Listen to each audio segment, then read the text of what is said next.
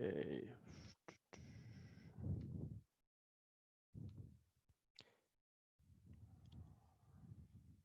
Hello. Hello. Hi, Michael. Hi, Allison. Who else do we have here? Okay. Let's give it another minute. Rochelle, are you here? Wait, one moment.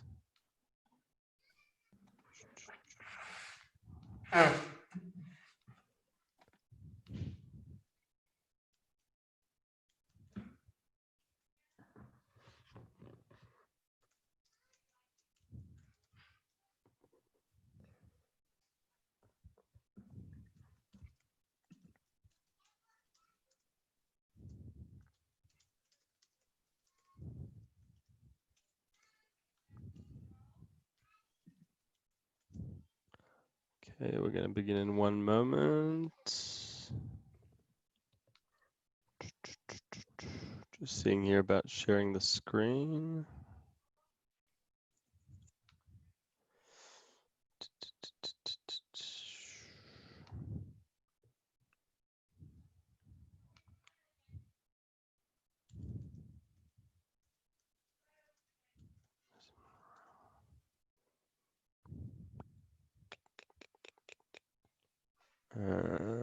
Right. Victoria and Alessandra, are you here? Right. Hi, Nicole. Yes, I'm sorry, but my camera is off because I have to attend another class as well. Oh, no worries at all. I'm just trying to look for who's in charge and how I can share my screen. Okay. I'm trying to see if perhaps Rochelle is here somewhere. Let's give it one more moment. Let me see. Let me try and call her.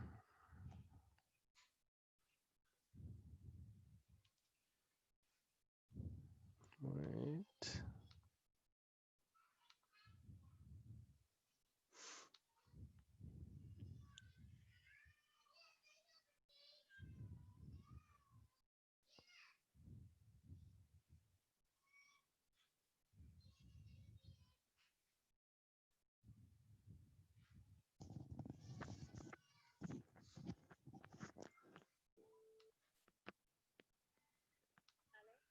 Hello, Rochelle.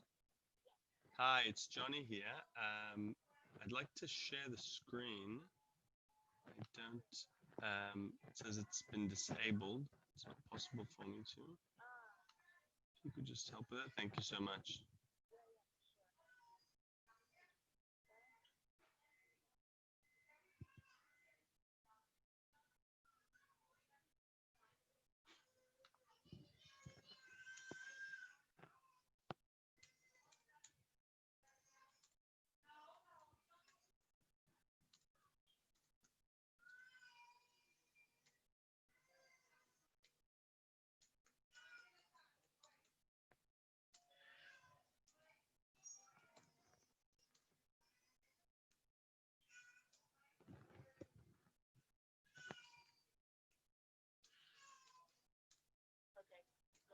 Excellent, thank you very much.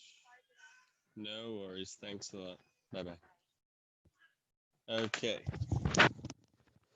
Okay, here we go. So, Alessandra, you asked about the first and second class. Yeah, so I got them from Masa. I can send it to you without a problem. It's the Zoom as we had. Anyone else who wants it, I wrote here my email. Not a problem. Okay, let me share with you my screen. Okay. Right. Okay. All right. So in the last, so again, just a recapping, right? This is the final session in the 4 series, the 4 books that changed Jewish history. Our first lecture was focused on the Bible, trying to understand. Well, no, the sort of the question in the back of our minds and what really interests us is what does it mean to be Jewish for us? You know, how do we take these canonic books, these books that really each of them created a revolution within Jewish thought and the way Jews behave. The first was the Bible and the sort of the ethical revolution, the idea that man is equal, and we touched upon the sort of uniqueness of the Bible. We then went on to the Talmud, the quote-unquote book that sort of killed the prophets, and the introduction of the rabbi, where Judaism for the first time becomes a culture of asking questions, how to go about being Jewish. We touched upon some of the mystical undertones in the Talmud. Part of the reason I touched upon the mystical elements in the Talmud is especially for this class now to sort of show that when we discuss Kabbalah, and especially medieval Kabbalah and the rise of Jewish mysticism, it's not something that begins in the medieval era. Jewish mysticism goes back to the Bible in certain passages, and the idea or the belief is that there is this kind of oral tradition, this secret that is being passed on, and at some point it's written down. And that's what we're gonna discuss today. So then yesterday we discussed the Guide for the Perplexed, which is the philosophical revolution in Judaism. We saw how it changes God, because once Aristotle and Plato and others enter the stage, they pose a problem for the Jew who is reading philosophical texts as well as Jews who aren't. And all of a sudden, those that are reading the philosophical texts, we have to ask, well, so what is God? Does God really have an outstretched hand? And we saw that for in the Maimonidean God, Abraham, for example, isn't really seeing angels, but it's a kind of prophecy. And I'm going to bring today, by the way, the exact passage that Maimonides brought about angels, and we're going to see what the Zohar's take or the Kabbalistic take of this, just to sort of, get a different perspective. So when we talk about, the reason, by the way, I chose the Zohar, so I'll just give a bit of background about Kabbalah. The Zohar, I guess it's fair to say, is the sort of most canonic, central, famous, and make no mistake, I have a huge problem with this, both in terms of research and for many other aspects. I have a problem with the fact that Zohar is seen to be central, because if we look at the sort of Kabbalistic traditions, Kabbalah is no doubt very important. It is perhaps not the central book. There are other books as well that are extremely important, but there is no doubt that Zohar, in the sort of mainstream consciousness of all Jews that know something about Kabbalah throughout Jewish history, Zohar has this sort of huge place of respect, hands down. And it is also the book that creates the Kabbalistic, the mystical revolution in Judaism. Everything that Maimonides tries to fight, the Zohar fights back, being the most prominent fighter of all that is irrational, perhaps, and mystical. And essentially, as we will see, the Kabbalists won. So I'm going to start by what the Zohar is and who wrote the Zohar, and then we're going to touch upon Kabbalah. Let's go back to 13th century, late 13th century, in Castile, in Spain. We have a rabbi by the name of Rabbi Moses de Leon, living in Leon, living in Guadalajara. That's the statue of him today, as it is in Guadalajara. And he has a secret. He has discovered, and we're going to discuss in a moment what this means, and I'm not going to touch upon this too much because I'd like us to look into the text, but I will give a bit of a background. He claims that he discovers old manuscripts that were written by none other than Rabbi Shimon Bar Yochai. Who is Rabbi Shimon Bar Yochai? Rabbi Shimon Bar Yochai is one of the kind of giants of the Talmud. Now, if we look at the Talmud, we know that there are rabbis that are very straight. They're straight shooters. They're talking legal questions.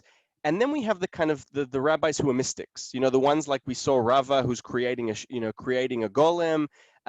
So we know who are our usual suspects in the Talmud. If I have to choose someone who I could say started a mystical tradition, and there's no doubt that Rabbi Shimon Bar Yochai is one of them.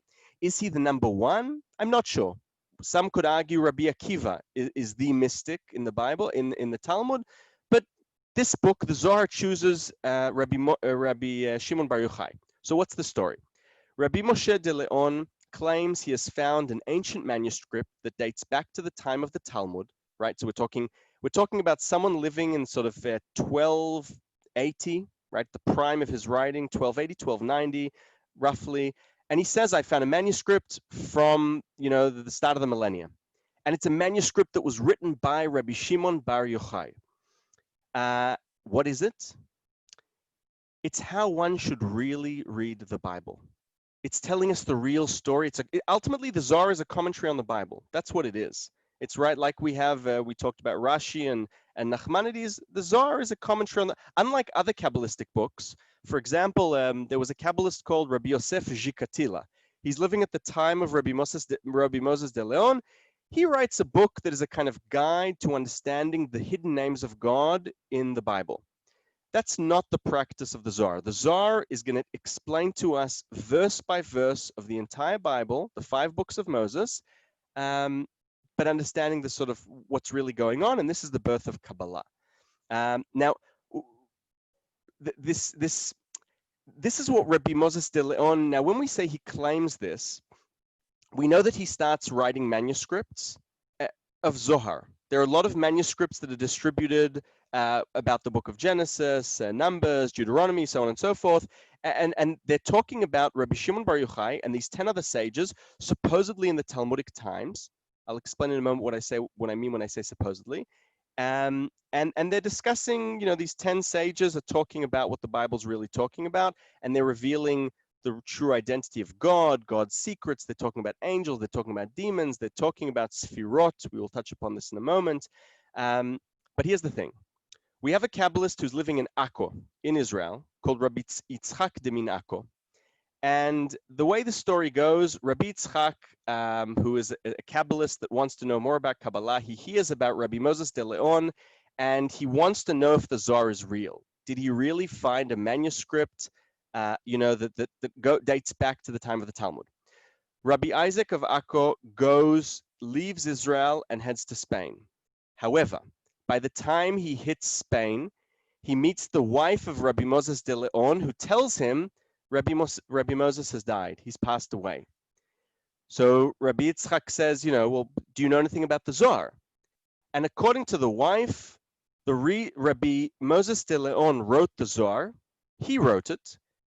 And the reason he wrote the name of Rabbi Shimon Bar Yochai and other Talmudic sages, I'll put it bluntly, otherwise it wasn't going to become a bestseller, right? You want the book to succeed, you need to say, great people from a long time ago wrote it, and that's best-selling material. Now, there is a caveat to this story. This story I've just told you now appears in one manuscript, and it's not told by Isaac or by the wife. It's a second party who's telling us the story. So there's a lot of drama going on here and a lot of question marks. But the reason I'm saying this is because there's a lot of debate regarding who really wrote the Zohar, when it was written. There are a lot of prominent rabbis in Jewish history who have said this is a forgery, meaning Rabbi Moses wrote this. It is blasphemous to say that Rabbi Shimon Bar Yochai wrote this. And many rabbis throughout Jewish history have said, as a result, Kabbalah is out. Don't study Kabbalah. It's all this made up, stuff. So there's a lot of drama about Kabbalah. And this explains why someone had asked yesterday about this sort of, the idea of not being able to study Kabbalah before you're 40 years old or before you're married or study other stuff. It's got to do with kind of the secret society, like I guess a Freemasons equivalent.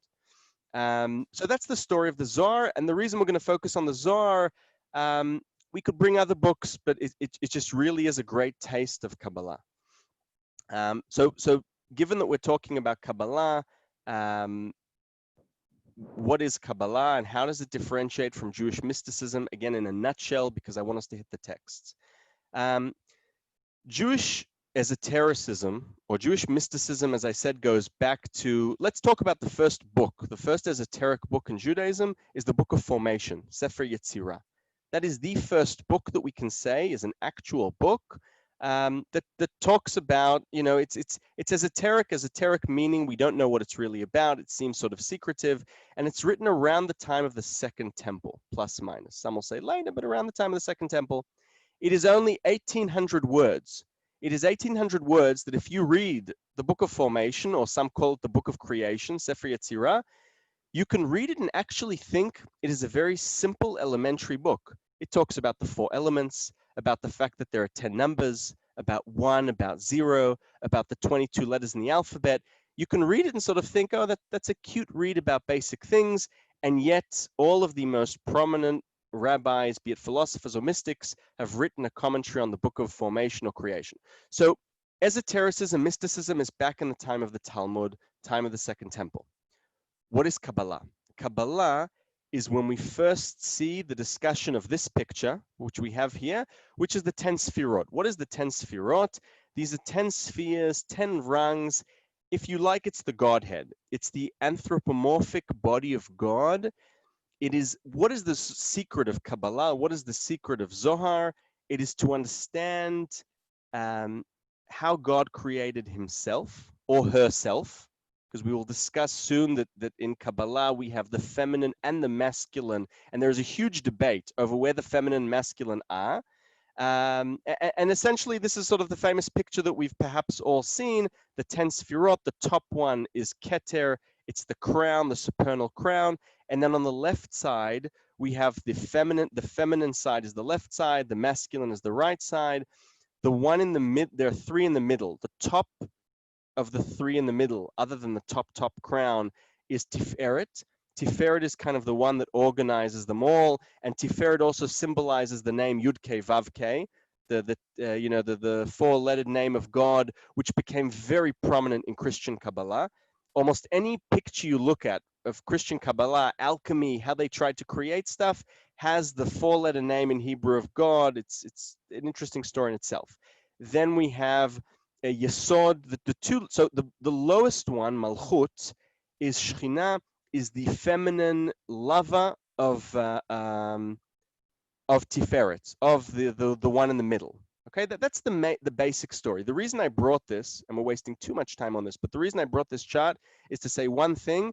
It's the chart you'll see anywhere in Google. Don't believe it. The reason you shouldn't believe this chart is because in manuscripts, there are many different kinds of charts. This gives us a structure which says the male at the top, sorry for my finger, the male at the top, Keter, is the sort of masculine king that created the world. The feminine is at the bottom. However, I can tell you, for example, the Kabbalist that I'm researching, and this is a secret because it's a paper I'm about to publish, he puts at the birth, meaning before all the other Sephirot, before all the other circles, we have male and female, the lowest one and the top one, as a united couple, right? It's like this sort of sexual union, and it is sexual, which cannot part. And once they depart, there is birth, there is a pregnancy, there is birth. The rest of the Sephirot are created, and she then has a secret because no one else knows that she actually was there with the king in the beginning. And the reason this is important is because it has ramifications in terms of equality, in terms of sexuality, in terms of gender, and so on and so forth. I'm just sharing this to say this is what we all see, but it's far from being, it's a complex history when it comes to Kabbalists trying to understand the Godhead. So let's start because I've wasted too much time on this. Do we buy the book, right? We look at the first paragraph of the Zohar, and like I said, it's a commentary on the Bible. So it's going to start by saying in the beginning, right? The famous in the beginning, God created. Let's see now. First, this first slide, we're going to get a flavor of Zohar, and we're going to see it's very different from Maimonides, very different from Talmud and Bible, different from anything we know. And then we're going to learn about how it revolutionizes how to read the first passage of the Bible. Who'd like to read? I can read. Yes. In the beginning, at the head of the potency of the king, he engraved engravings in luster on high. A spark of impenetrable darkness flashed within the concealed of the concealed. From the head of infinity, a cluster of vapor forming in formlessness, thrust in a ring, not white, not black, not red, not green, no color at all. As the cord surveyed, it yielded radiant colors. Deep within the spark gushed a flow, splaying colors below, concealed with the concealed of the mystery of Ein Sof. It split and it did not split, its aura was known at all, until under the impact of the splitting, a single concealed supernal point shone. Beyond the point, nothing is known. So it is called Rishit, beginning, first command of all.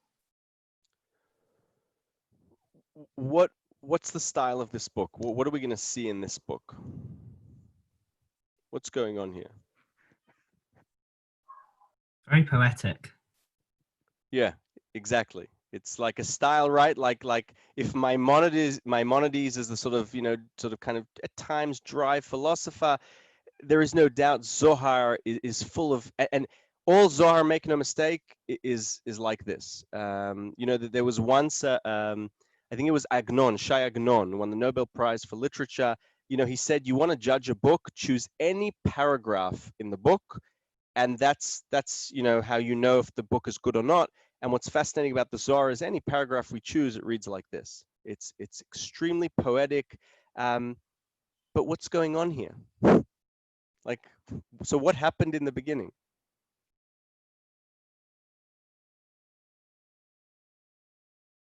Right, we have here a lot of, notice we have here a lot of contradictions, right? Like Maimonides, who consciously talks about contradictions. One more thing I'd like to stress and sort of have in the back of our minds. Remember I told you there's a debate, when was the Zohar written, right? So, and it's also a very sensitive topic until this very day, because if you are Orthodox or traditional, not all Orthodox, depending on your views, but many Jews believe that Zohar was written by Rabbi Shimon Bar Yochai. Vast majority of academics, including quite a few Kabbalists, say Rabbi Moshe de Leon wrote the Zohar. In fact, some say it was Rabbi Moshe de Leon and others. The reason I point this out is because the passages we read, I want you to try and pick up on if there are any, it might not be this one, but if there is perhaps any hidden dialogue between the Zohar and Maimonides. Are we perhaps going to be able to read passages that might prove to us, yes, Rabbi Moshe de Leon wrote this? Either way, by the way, if you ask me, I think the fairest thing to say about the Zohar is to say that Rabbi Moshe de Leon published the Zohar. By saying he published the Zohar, it allows for, we don't know what he found. It could be he found old manuscripts that he beefed up tremendously. It could be he wrote it all. We don't know. It could be there was an oral tradition. So it's important to sort of keep our minds open to any sort of possibility. So the reason I say this is because we have here, for example, a vapor forming in formlessness, right? We have this Maimonides is talking about clear-cut terms, and here, however, he's talking about times he's going to contradict himself, and here we have this sort of self-contradicting, something is being engraved, there are engravings, but ultimately it's in formlessness. How is that possible? How are there colors when there is no form? If there is no form, what's going on here? It's talking about the beginning of creation, right? So it's... What creation is he talking about? The creation of the world. Is it the creation of the world? From Genesis, no? Okay. We'll see in a moment what, so you know what? Read the it's a sort of kind of continuation to what we just read. With this beginning, the unknown concealed one created the palace. The palace is called, can someone else read? I can't see the end of the screen. This palace is called Elohim, God. The secret is, with the beginning, created God. Something created God. Exactly, something we can't talk about. Perhaps Ein Sof, perhaps infinity. The Zohar is telling us that Western society translations of Bible in the beginning have gotten it completely wrong. You don't read it in the beginning, rather with this beginning. Now, the word in Hebrew bereshit, in the beginning, can also mean by means of, or with reshit. And reshit means beginning, but it can also mean wisdom. So beginning shouldn't be taken as beginning, but rather it is something.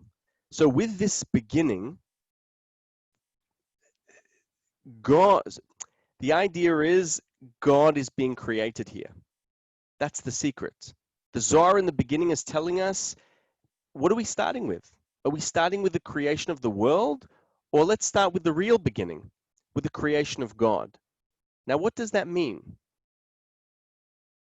Let's go back to Maimonides. What did Maimonides do for us? Where is the Maimonidean God? Or what is he or her? In the intellect and in the self. Okay. He's matter, so it's more like it's a more he called it that God is matter. And Okay. So those are definitely ways of reading it. It's part of the Maimonidean construct. Essentially, right, Maimonides is following the Aristotelian God. And it is a far, far away God that, yeah, by means of prophecy, I can reach that God, but God didn't really take us out of Egypt per se. That's the point. And the ramification is that God is not watching over us really, in the sense of each and every one of us. God isn't really listening to our prayers. Our prayers are meant to make us better. We are meant to keep commandments to make us better. So the Maimonidean God, while the prophet, the perfect person, can reach that God that created the world is actually extremely far away, transcendental, beyond anything, that we, it's the will that we can't really say anything about. Kabbalists and mysticism, right? The first mystic to create a new model, instead of the Aristotelian model of God, was Plotinus, right? Plotinus, it's the birth of emanation. It's the idea that there is this transcendental God. There is this God that I can't talk about. I can't say anything about. But like a magnet, like a candle and its rays of light, from this transcendental beginning, there is this emanation that then leads us to actual physical beings. And so the Zohar is going to begin by telling us with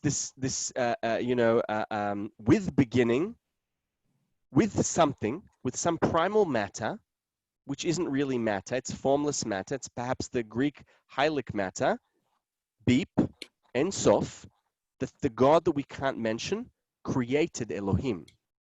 The God that we read in the Bible that is creating the world in 6 days, according to the Zohar, is not creating the world in 6 days. He's creating something else. He's creating the Godhead in 6 days. He's creating these.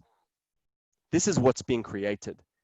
And what we just read now is what is beyond this chart. What is above the supernal crown? What is above Keter and Sof is not in this chart because we can't draw it, supposedly. There are other, there were Kabbalists that had no problem drawing En Sof and the beyond, but that's the idea. We're talking about, the Zohar wants to talk about the real beginning, and in that sense, it's a 180 degrees from what Maimonides did, right? That all of a sudden, so for what we're going to find in the Zohar is eating our cake and keeping it whole. On the one hand, having En Sof, a transcendental Maimonidean God that we can say nothing about because philosophically we cannot, but also through the chain of emanation, we have Elohim, we have God, we have a God that also listens to our prayers, a God that, and there are demons and there are angels, and it's thanks to this idea of emanation. And again, it's a question, does it begin with Greek philosophy and does it enter into Judaism, or is it the other way around? But that's beyond. So that's what the Zohar is beginning with. So as you said, it's very poetic, it's contradictory, it makes us wonder. But the secret that's being revealed, and you know how the Zohar, notice it says the secret is, right? I'm gonna tell you what it really is. You're gonna read the Bible now differently. Now notice that according to the Bible, King James Bible, and anyone who ever translated in the beginning to in the beginning completely got it wrong, or chose to translate it a certain way. And this is important to understand. In the beginning is not the literal understanding of the first sentence of the Bible.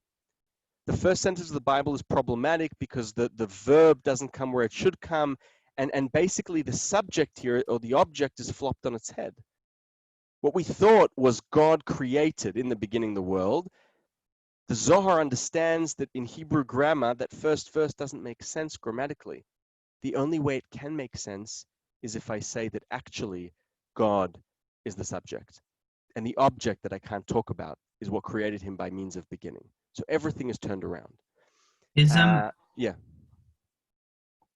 Elohim and Ein Sof, are they just two different manifestations of God? Yes. So Ein Sof is like saying infinite. Ein Sof is the God that, even for Kabbalists, there is an aspect of God that we can't touch, and that's Ein Sof, that's the infinite. Elohim, which is, if you look in the first first 20 or 30 verses of Genesis, the only name that appears is Elohim. Elohim is the name God, or the Lord. God is the name, Elohim is the name that creates. And Yud-K Vav-K, the four-letter word, does not appear there. And the idea is that in Kabbalah, God has many names.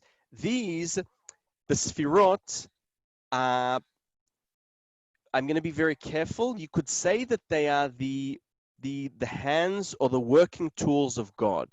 That's one way of looking at it. Another way of looking at it, or perhaps you should look at them both ways, is that the 10 Sephirot are the 10 different aspects of God.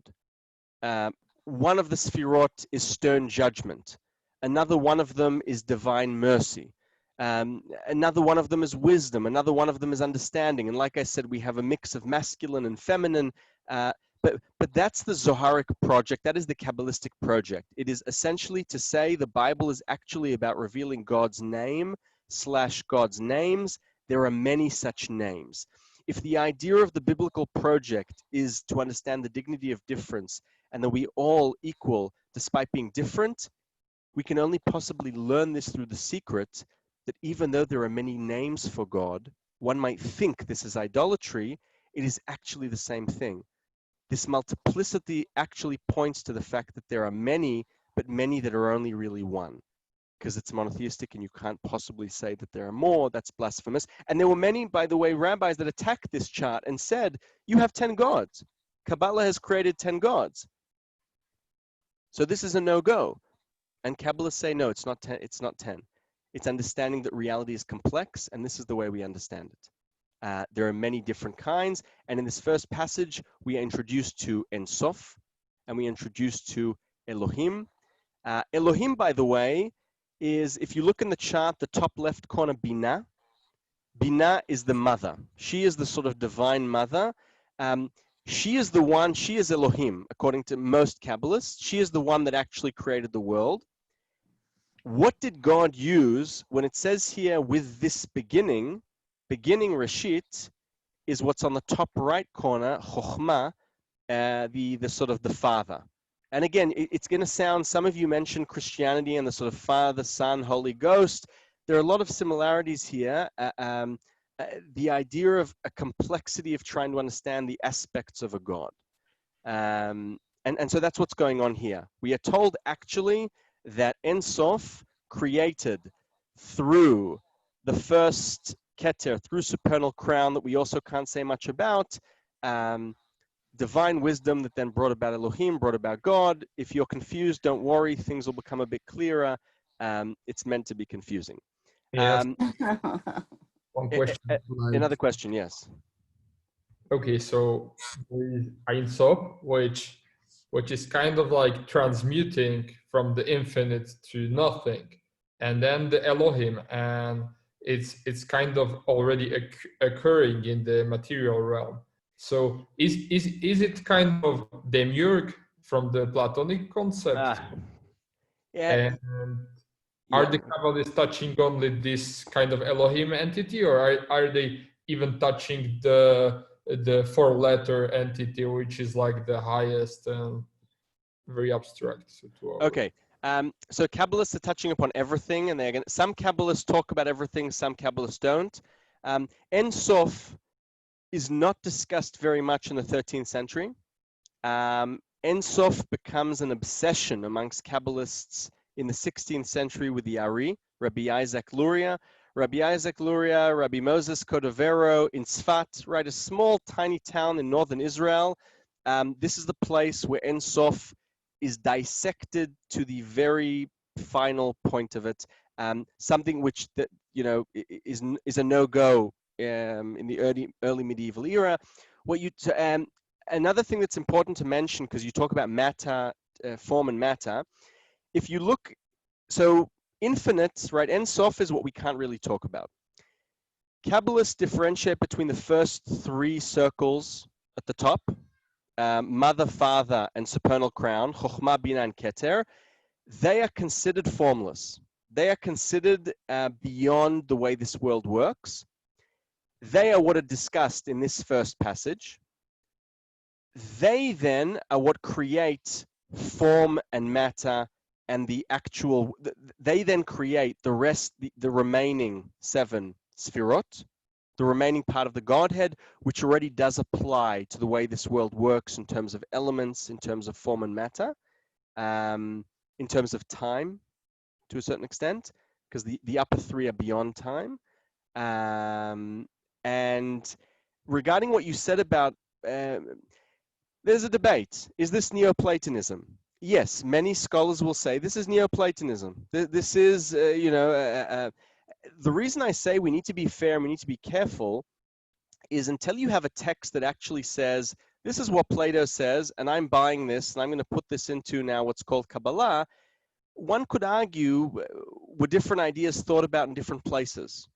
If we think of the Maimonidean idea of, someone's in a cave and suddenly thinks up something, is this Neoplatonism in the sort of, strong sense that they read Plato and then played with it and created something new? Or was it ideas that are created independently in different places? I can give you an example from Australia. In Australia, there is Australian mysticism. You might be surprised. Indigenous Australians, unlike the Jewish people, were never willing to write their oral songs. Right? What Rabbi Yehuda Nasi did with the Talmud was he wrote an oral tradition that he was not allowed to write. The reason he wrote it was because he was afraid it was going to get lost. Indigenous Australians, according to tradition, have had oral songs which have divine mystical meaning for thousands of years, and they never wrote them down. The first person to write down Indigenous Australian mystical songs was a Protestant German pastor who turned Indigenous Australians into good Christians. And by doing this, he learned Indigenous language, Aranda. He then wrote down their songs, and they got very pissed off at this. What is my point? If you read Arandan mysticism, you find elements that are very similar to Kabbalah, to Buddhism, to Hinduism. The reason the Australian case study is important is because Australia, in terms of the natural world, was separate for 60,000 years. Right? If you're indigenous and you create a tradition there, you know it has nothing to do with Greek mythology. You know it has nothing to do with Plato. You know it has nothing to do with Aristotle until a certain point in history. And so the question is, how do similar ideas come about? Right? Moses Mendelssohn discusses this. This is a huge question in philosophy. But so Neoplatonism, yes. Does it come from there? That's a question. Most scholars would say yes. I'd say, let's be fair. I don't know. So we see here already that there is a new God, a kind of secret. The secret of God is being revealed, and it's more complex than we thought. It's very different from the Maimonidean God. We're going to read now another passage that you can ask questions if you want, but it's just to give you another flavor of how outrageous, completely outrageous and different, and perhaps blasphemous some might see the Zohar to be. So who wants to read about God's anatomy? I can read. Yes. In the skull dwell 120 million worlds, moving with it, supported by it. From this skull trickles dew to the exterior one, filling his head every day. And from that dew, shaken from the head of the exterior one, the dead are awakened in the world that is coming. It has been taught. From the skull of the head hang 10 billion, 7,500 locks of hair, white and clean, like wool when it is clean and untangled. This is a sort of a kind of, this is a big question mark passage. What's going on here? Are we really talking about how large God is?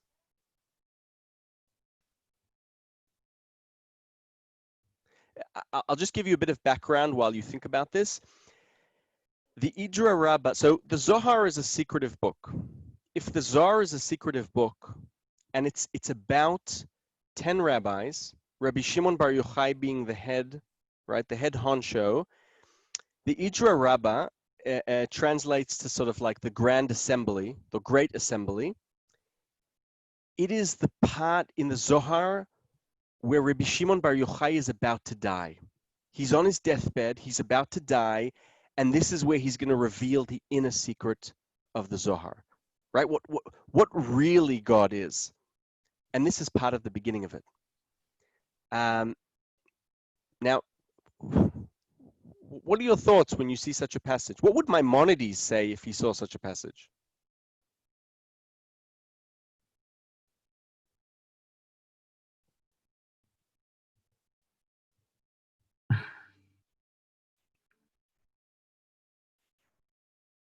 Doesn't work with the idea of Maimonides because like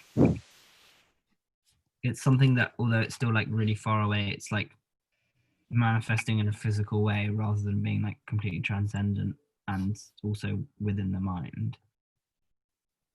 Like it's problematic that you're like describing like a physical manifestation of God. But is it really a physical manifestation? Could it be seen as a subtle satirical piece that is coming to say there are people who try, like, could this be actually similar to Maimonides? Could this actually be another take of the Maimonidean approach saying there aren't Jews in our community who think God has an outstretched hand? Well, you know what? I'm going to try and write about this outstretched hand. Let me first start with the skull, then I'm going to move on to the hairs of the beard, and you tell me if really this is a God, right? It can be read like this as well, right? It can be read as a sort of, so is it satirical? Is it actually being faithful to Maimonides and saying, I'm just going to have a different take on this? Or are there mystical secrets in why it's 120 million and why it's 10 billion and why 5,000? But there is no doubt that the God of the Zohar is unlike any God beforehand, and there is no doubt that as a result, what it means to be Jewish and what Abraham saw is also going to be very different in the Zohar. Any questions about this? It's just bizarre. I don't understand. For me, in this passage, he's giving God it's basically describing him as a person, so as a human being. So, right.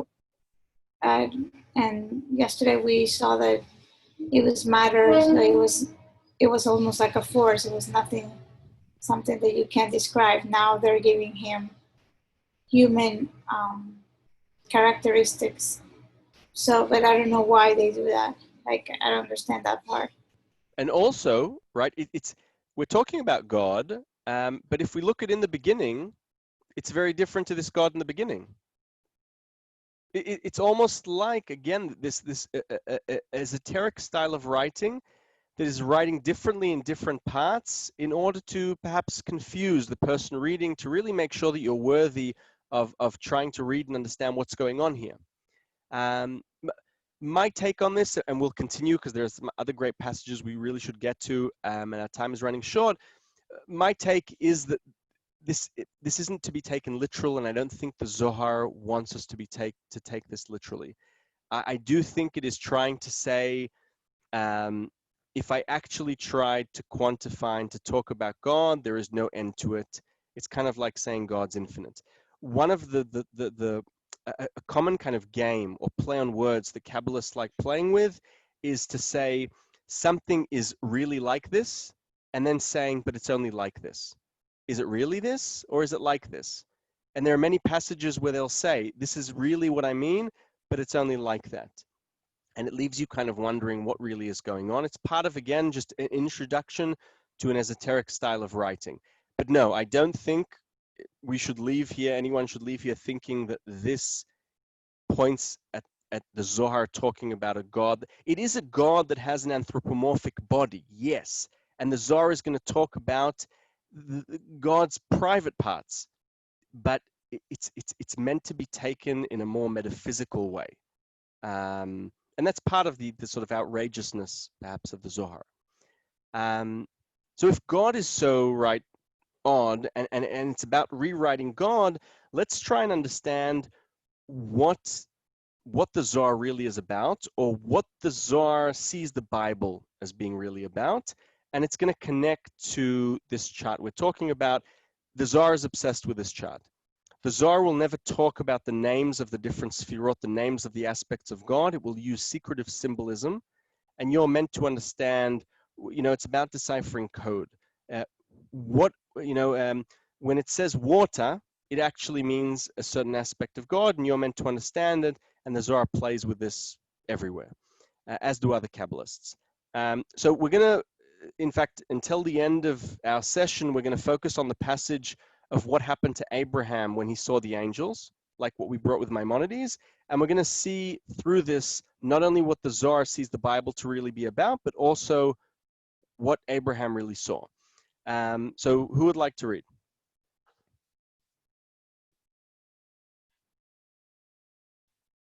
Anyone?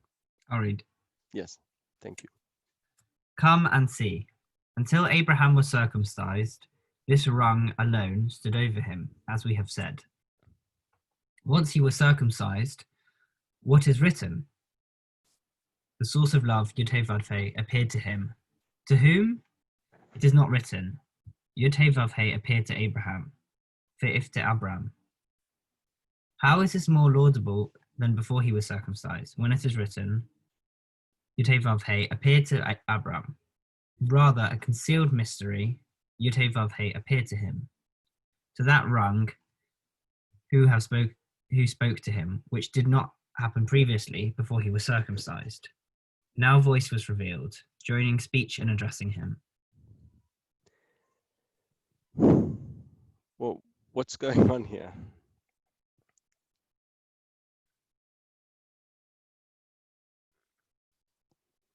The Zohar is, what the Zohar loves to do is loves to dissect passages in a way that, remember the op-eds, the idea that we're always reading the New York Times according to its, imagine reading the New York Times only through op-eds and not the actual news item that happened.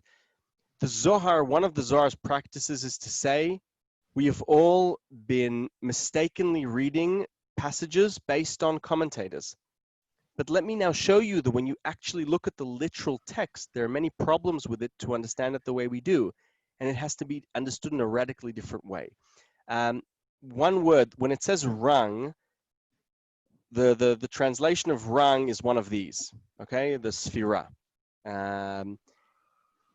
What the Zohar is actually doing here is, so firstly, we notice, and this is one of the key elements of Zohar, if a Maimonides, the purpose of the mitzvah, the commandment, is to become a perfect person, in the Zohar, it's something different. With Kabbalah, the reason you need to perform commandments is because God is in danger.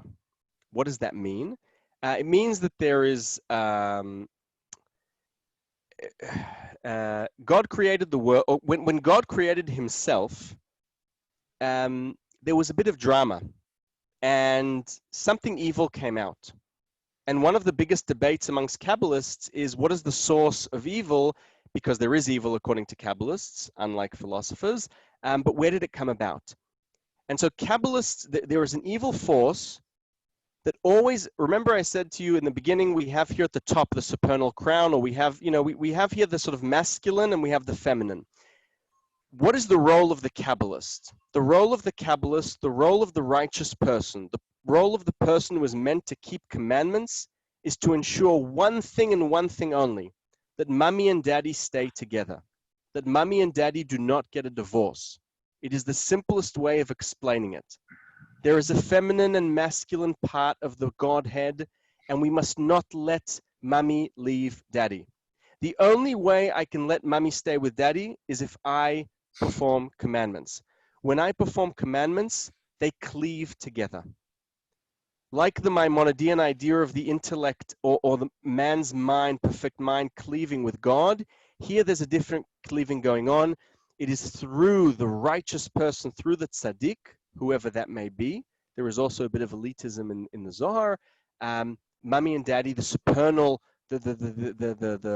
those aspects of God are united and they are not split up. When they are split apart, that is the doing of the evil forces. What are the evil forces?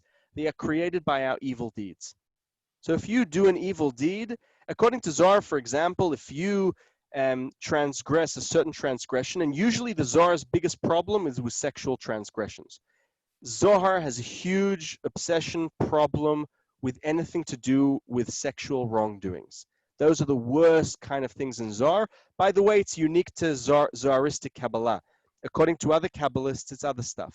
So specifically in Zohar, and like I said, Zohar creates the biggest revolution. So a lot of what becomes Kabbalah has a lot to do with the right way of sexual activity as opposed to the wrong way. Okay, so that's what's going on here. Now let's go back to what the Bible's really talking about. Abraham is circumcised. He performs a commandment. We're not going to get into what the foreskin symbolizes, but in the Zohar, foreskin symbolizes demonic evil powers. He is circumcised. Once he has performed a commandment, notice on his private part, and it's not for nothing that it's the private part, because again, it's all about sex. It's all about how to be navigating our minds and behavior to the right sort of things. Only then, up until Abraham circumcises himself, he achieves prophecy through the lowest feminine malchut aspect of the Godhead, the Shekhinah. Okay, the kind of the lowest aspect of God. He gets a bit of secrets. He gets something. Once he circumcises himself, he brings the feminine and the masculine, the mummy and daddy together. And when they are together, his prophecy is strengthened, and he is now also receiving from the four-letter word of God. The four-letter word of God symbolizes this middle circle, which is the sort of highest level of prophecy a prophet can reach. That's what actually is going on here. So the Zohar says it's not about Abraham, and it's not really about the story in the Bible is actually about what's going on with the Sephirot, what's going on with the Godhead. The Bible is actually a story about God. That's it. That's the secret. That's what's going on here. So I'll give you another example. We'll just, so he was sitting at the opening of the tent, right? He was sitting at the opening of the tent. Literally, Abraham is sitting at the opening of the tent. But he, Zohar tells us, does not reveal whom. He is the middle circle. Once Abraham has circumcised himself, the middle circle, the masculine king, comes down to the entrance of the tent, the opening of the tent. Now, I'm not going to say what it is, but the opening of a tent visually is also the female private part. That is what the Zohar is telling us is the opening of the tent. Meaning, Abraham, through his action, is bringing together the divine feminine and the divine masculine. And it's a complete rereading of what's going on here. Any questions? Is he kind of suggesting the act of circumcision as depleting the full potential of the sexual pleasure and kind of sexual inhibition he's possibly achieving with this? Yes, doing it in the right way. The idea is it's like I said, I can't stress another word other than obsession. It's a constant theme in Zohar, keeping mommy and daddy together and the different commandments.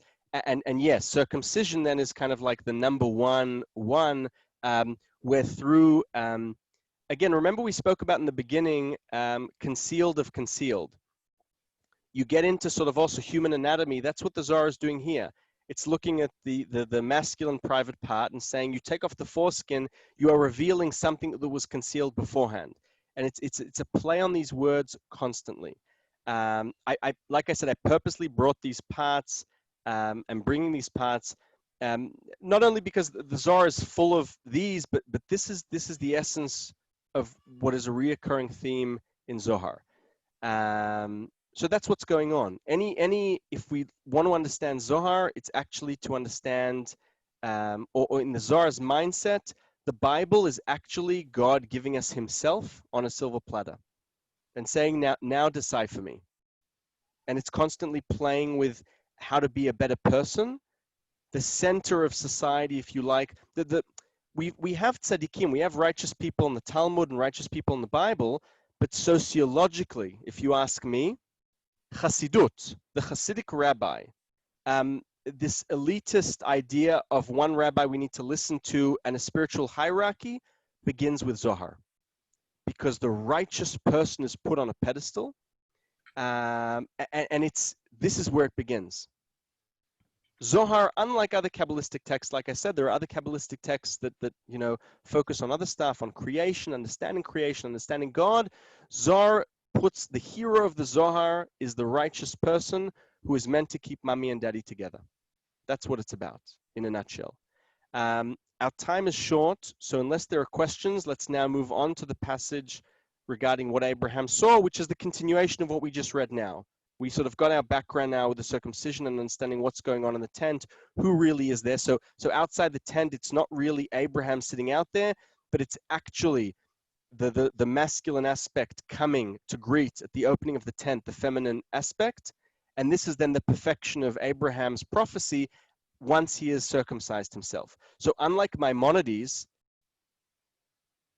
commandments and mitzvot actually have an effect in an actual divine world. There is an actual divine world, there is an actual drama going on there, and the actions we take upon ourselves here have grave ramifications for what goes on up there. With philosophers, with Maimonides, we simply don't have this. It doesn't exist, it doesn't make sense, supposedly. What did Abraham really see? Who wants to read? I can read. Yes, go for it, Nicole. Come and see. After Abraham circumcised himself, he sat in pain, and the blessed Holy One sent him 3 angels visibly to greet him. Now you might ask, visibly, who can see angels? Look at what is written. He makes his angels spirits. Yet he really did see them descending to earth in human form. This should not seem incomprehensible to you, for there really are holy spirits. But in descending to earth, they clothe themselves in layers of atmosphere and material elements, manifesting as actual human beings in appearance and form. A completely different take to what we read yesterday with Maimonides, right? 180 degrees. So did Abraham see angels? Yeah, he did. Right? Mm-hmm. Do you feel when you read this text that Rabbi Moses de Leon is possibly responding to the Maimonidean passage on what Abraham saw? Right? It almost feels like, and again, I'm my personal thought is that Rabbi Moses de Leon is the publisher in the sense that it could be he had something earlier on, but you can't help but read this passage and feel it is a response to the guide for the perplexed. Visibly, who can see angels? This should not seem incomprehensible, because who is the first Jew to say that it was incomprehensible? Maimonides. Until Maimonides, this question would seem odd, right? It's a powerful passage, not only because it sheds light on, and it gives a sort of a mystical rationale. It says, again, if we think of emanation, and this is the key word in Kabbalah, because it's what allows you to eat your cake and leave it whole, you have the sort of the infinite, which then, it's like the candle, right? There is a candle, and the rays of light are kind of what we reach. And so he says it's very simple. You have a spiritual matter, an angel that is in a spiritual realm. Sure, there are rules of nature. If that spiritual entity wants to come here, it has to be cloaked in physical form. So there are rules here. There is philosophy playing a role here, and it's interesting because it's Neoplatonistic philosophy. Like I said, whether we say that it is inspired by or not, but no doubt this is Neoplatonistic more than Aristotelian, 100% hands down. That's that's what's going on here. Any questions on the passage? I don't know why we're going back to telling stories. If I don't know, like I feel like the Bible is have that purpose, and never going back to that. So great question. Yeah. I'll tell you why. Why possibly. After Maimonides, after the year 1200, after the Guide for the Perplexed, possibly there are many Jews who are depressed. Possibly there are many Jews who are wondering, is anyone listening to my prayers? Possibly there are Jews who are being told only the elitist, only the real perfect people get God. Zohar brings God back to Zohar brings the story back. You're absolutely right, May, that why do I need a story again? But something happened after Maimonides. Something happened after the Guide for the Perplexed. And Zohar is bringing the picturesque, mythological God back greater and better than ever. And like I said, I just brought a few passages, but essentially part of the Kabbalah, and it's not only the Zoharic project, but the Kabbalistic project is to let Jews believe there is a God that is listening to your prayers. In fact, a lot of what Zohar does is tries to make you scared. If you don't do the right things, demons will come and get you. Death is an entity. Death is not no life. Death is an actual scary thing. It'll come and get you. God will send it, so it's, but there's also the flip side. There is a God that listens to your prayers, but here's the biggest revolution of the Zohar. God needs our help. What does that mean? What essentially is the difference between a philosopher and a Kabbalist, right? Because there's a lot of philosophy in Kabbalah. If you like, jokingly, Kabbalists are like philosophers who believe in magic.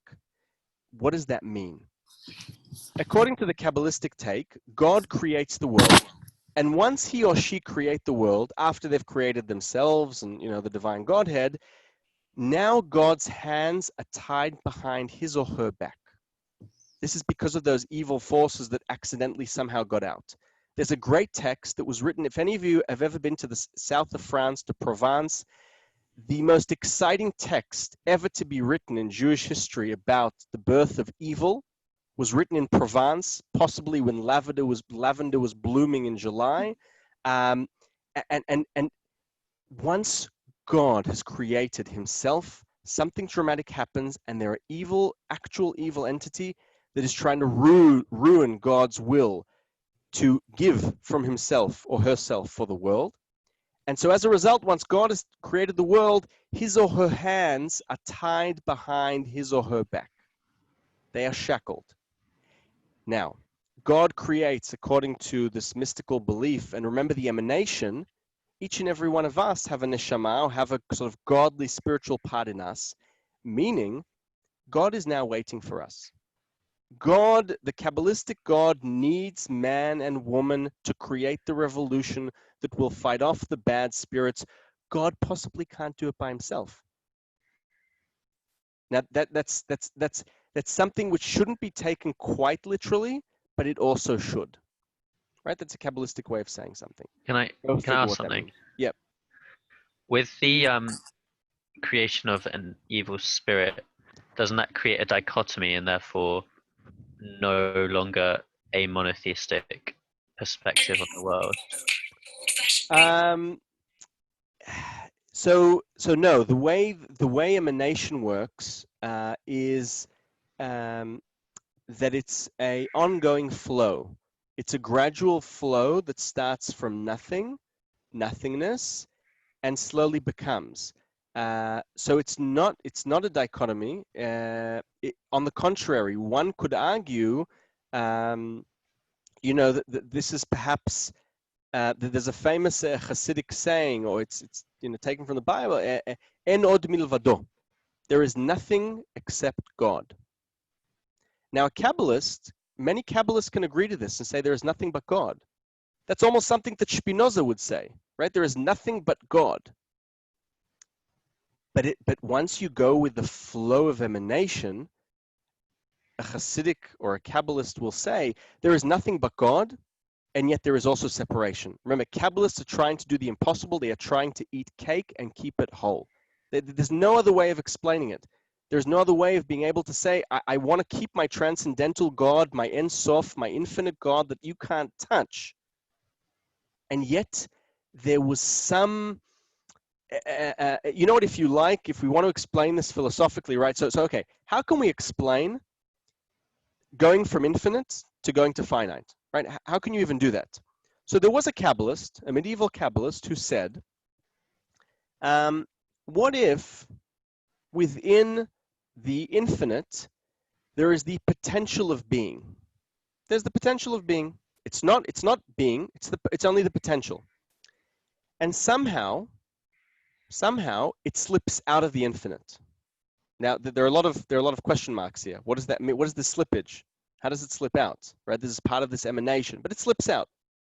Once it's out, it's now and it's just to give you a small example of how, yes, Kabbalists will not rid themselves of the philosophical questions.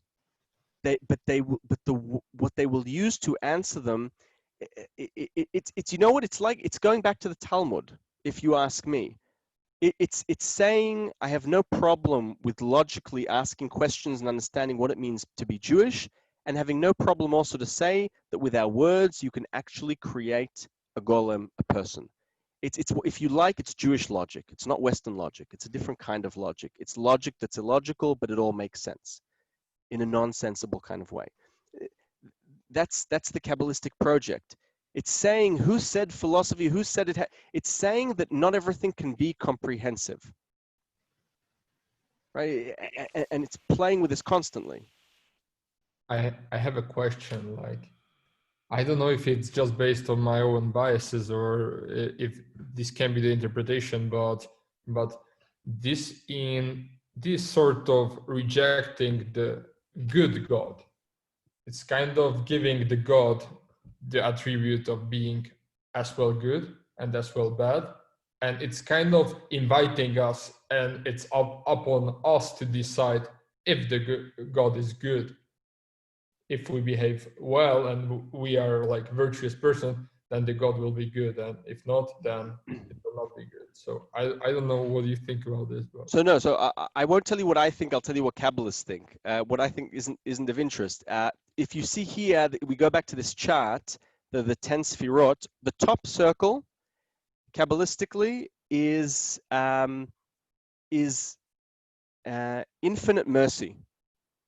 The top circle symbolizes the sort of starting point, or almost starting point, of God that only wants to do good.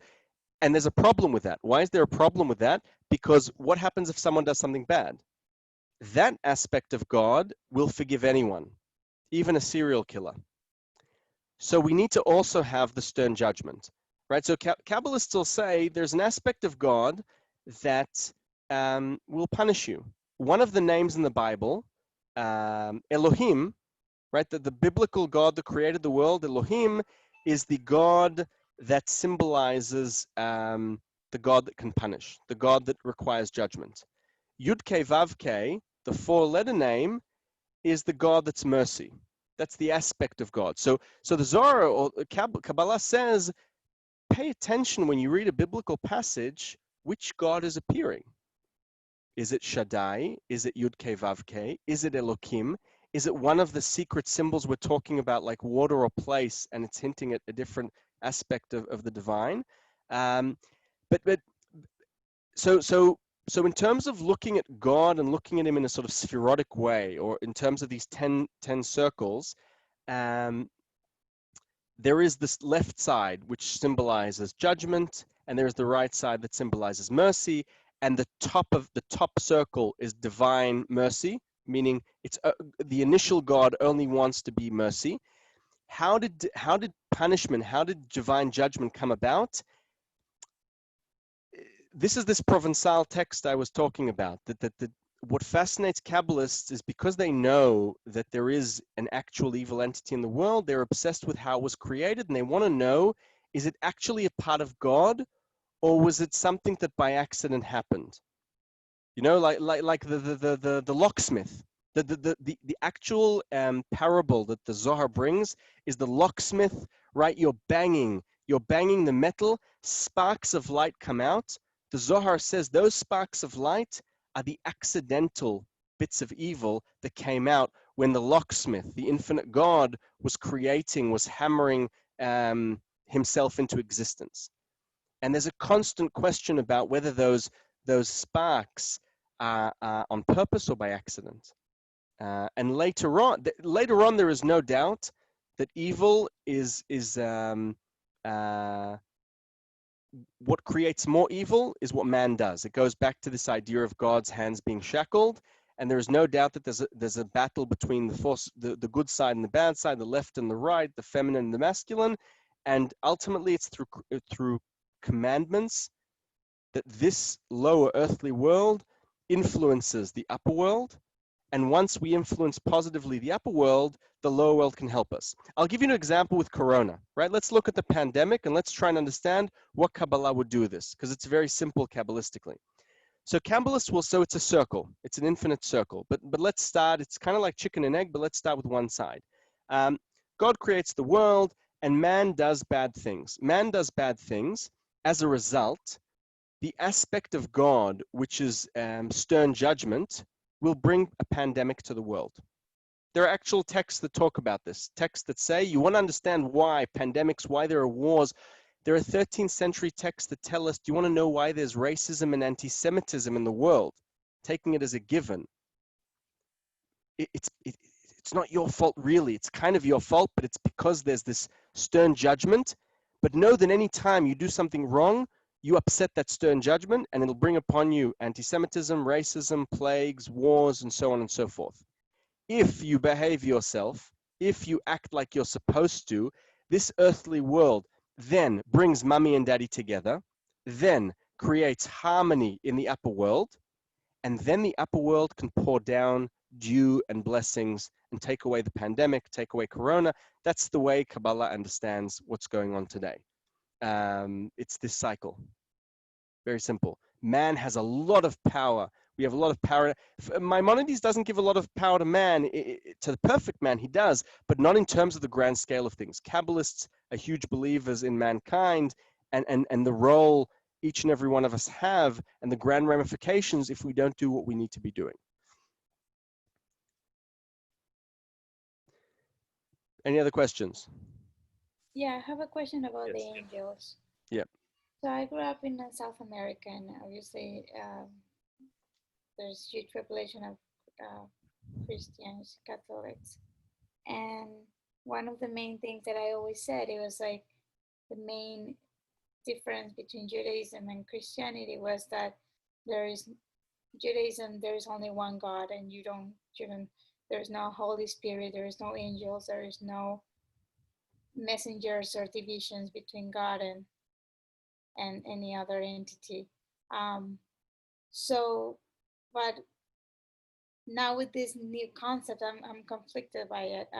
So is there angels in Judaism? Is there any other entities more than God? Because in Christianity, you have the Trinity, you have the Virgin, the Son, and the Holy Spirit. So if you can explain. Definitely. Okay, so firstly, I must say I'm not an expert on Christian Kabbalah or on Christian theosophy. That's due to the fact that I don't speak Latin. If you don't read or speak Latin, I think it's very difficult to be an expert on Christian theosophy. And so I myself can tell you what I've read, but it's not, I could even question what does it mean when we talk about the Father, the Son, and the Holy Ghost and, you know, the Spirit of God. Let's put that aside. Let's come back here. To the Zohar, there is only one God, and God is one. There is no doubt about that, despite the Zohar constantly trying to play with our minds. There is only one God, and that one God is in danger of being split up into many different idolatrous parts. And the goal of the Jew, the goal of you know, the Kabbalistically for sure, the goal of the Jew is to make God one. Meaning God is always ever one, but God can be fractured like this world is fractured, and so God has to be one. God's oneness has to be present in this world, and God's oneness will be present in this world despite our seeing many different aspects. The reason we see many different aspects of God, the reason we see angels, the reason we see demons, the reason we have the 10 circles is because we live in a fractured world, because we live in a problematic world, and the Kabbalistic project is to bring back this perfect oneness. Regarding angels, an angel is a messenger of God. So that doesn't, for a Kabbalist, it's not a problem. It's like me asking you, May, is the fact that we exist, does that contradict God? Right? It doesn't, because God created us. Angels are merely an intermediary form between us and God. Much like demons, right? If Jewish mystical texts discuss what is the difference between angels and demons, quite physically. For example, in fact, even the Talmud talks about the fact that demons can reproduce, right? Demons can sleep together. Angels don't. There is a set number of angels. Some, there are other takes on, but the point is angels and demons are different. They're different entities, and this explains perhaps why there's, you know, perhaps more fire in angels and a bit more something earthly in demons. But it's an ongoing flow. Just think of a candle. That's what Kabbalists usually use to say the starting point of the candle is God, and we're all kind of somehow connected. And that's how in one way we can say there is nothing but God. However, there is, because we want to eat our cake and keep it whole, and we do want to differentiate. And there's no doubt that the biggest challenging question to any mystical religion or any mystical belief is how to explain eating your cake and leaving it whole. How to be able to say that I have this you know, burning candle and this flow, and that they're different. But to a Kabbalist, he'll say it's different. Angels are simply a gradual, what then becomes people, what then becomes, you know, just like saying that there are mammals, there are animals, there are plants, there are, you know, stones, earth. It's just mixture of elements, and angels are loftier or finer in the sense that they don't have 4 elements. They have 2 elements. And man is created by 4 elements. So if you like, that's even a philosophical, mystical way of explaining it. And I don't know if the Zohar does, but other Kabbalists explain it that way. They say they just have less elements. So it makes sense in that way. It's interesting because there is almost like 2 stories, especially in the what we hate, when God tells Abraham to kill his son. I always thought that it was that God said to him, "Don't do it." But then I saw this painting, and there's an angel on the painting, and there is like, I think there's like almost like 2 stories. In one, you see an angel, and another one is God. I always thought that God doesn't need any messengers because he's so, like, his ultimate force. So why he would need the help of a messenger if he can just speak up? A lot of the way Kabbalists explain that is, you know, like they like using the parable of a king, right? There are times even where a prime minister will send a messenger, and there are times where the prime minister, you know, Bibi has to call Putin to say something. There'll be other times where Bibi will send the chief of staff to say something. Those are the exact parables Kabbalists use. They'll say, and they'll explain it. They'll say why in certain passages the king himself didn't have to come, he could send someone else. But the idea is you do have a spiritual hierarchy. I will say one thing, just because you mentioned the binding of Isaac, right, and sort of what happened there. I'm not gonna say what, but there is a certain Kabbalistic reading that reads the binding of Isaac in a dramatically different way. If you're up for the challenge, go read the literal text and ask yourself what really happened there. Okay, it's completely different. Okay, thank you. No problem. Any other questions? I would like to ask, so there is this concept of oneness as a goal to becoming one with the, do they really think we as a human species can kind of transcend our material physical boundaries, or they kind of just think about it as playing in the same tune of like symphony as kind of ants in their ant colony, and kind of this is how we should resonate with the divine in a perfect way? Again, you're asking if Kabbalists talk about the possibility of transcendenting from matter to something beyond? Yeah, how they visualize our oneness with the divine, like what is okay. There are a few ways. So one of the central elements in Kabbalah is this idea of cleaving, dvekut, and the word davak in Hebrew, which means kind of like glued together, stuck together, is the word the Bible uses to talk about the sexual union between Adam and Eve. And so this idea of davak, of cleaving, has a sexual connotation of oneness, the idea of two becoming one, right? And that's the kind of, that's in mysticism, the idea is if you can to unite with God is to kind of, through mystical contemplation, you can sort of uplift yourself, your in a kind of Maimonidean way, perhaps you can uplift the spiritual part of you and cleave with the actual God. That's one take. And that means that's sort of like a Kabbalist like Avraham Abulafia. Rabbi Avraham Abulafia is into like ecstatic Kabbalah. Avraham Abulafia will say to you, focus on a letter. Focus on one letter. Yud, A, B, C, doesn't matter what. Better to focus on others, and you keep focusing them, you keep repeating them until you get into a trance where you descend beyond the consciousness of what we are now. And again, with a few other conditions, you can then reach that state. There are other Kabbalists that address it in a different way and say, do you want to understand how Elijah ascended into the heavens? They'll say very simply, God, if he wants, can physically take someone, albeit having to turn them into then reduce their 4 elements to 2 elements, to fire, to wind, and take him up. And that way also philosophy and Kabbalah come together so that your actual entity can be with God. There's one way of looking at it. That's the less common way, and it's less commonly addressed. The more common approach is this idea of becoming one with God through meditation.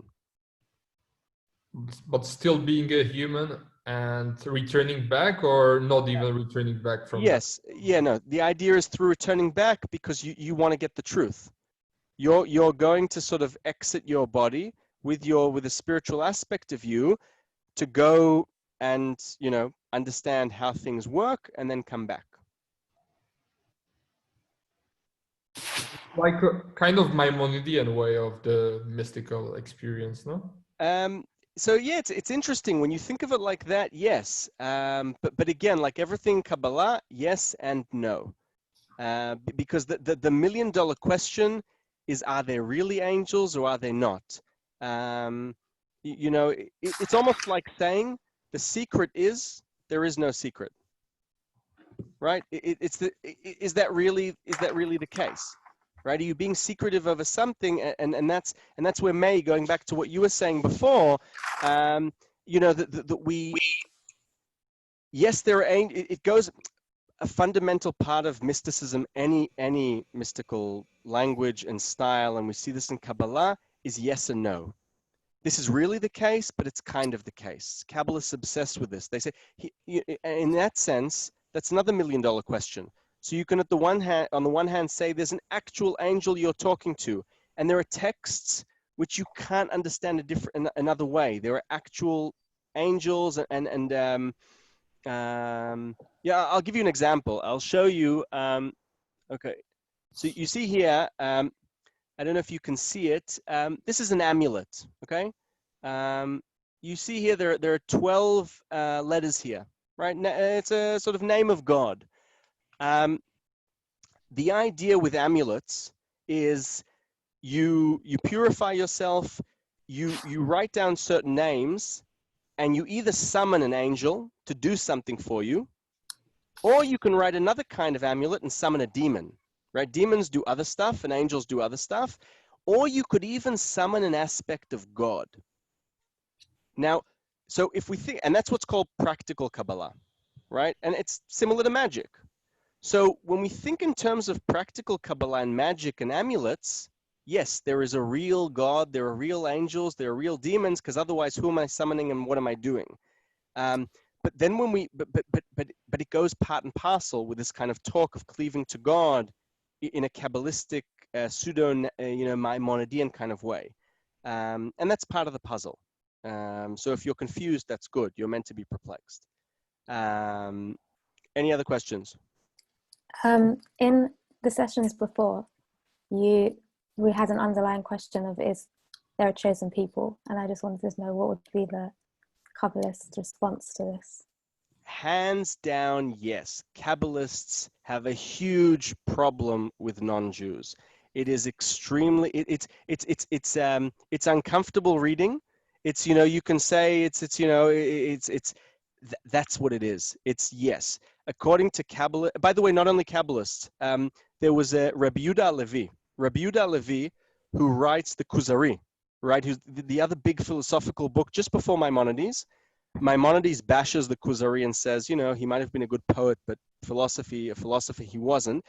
Kuzari, Rabbi Yehuda Levi, who's in sort of mid 12th century, he's the first one to kind of write a book that says the Jewish people have an actual advantage. They're actually at an elevated status in that they are a chosen people. The land of Israel ontologically has a different value to other places. And in that sense, it's actually a Jewish philosopher who starts the ripple effect. But the Zohar jumps on that bandwagon hands down.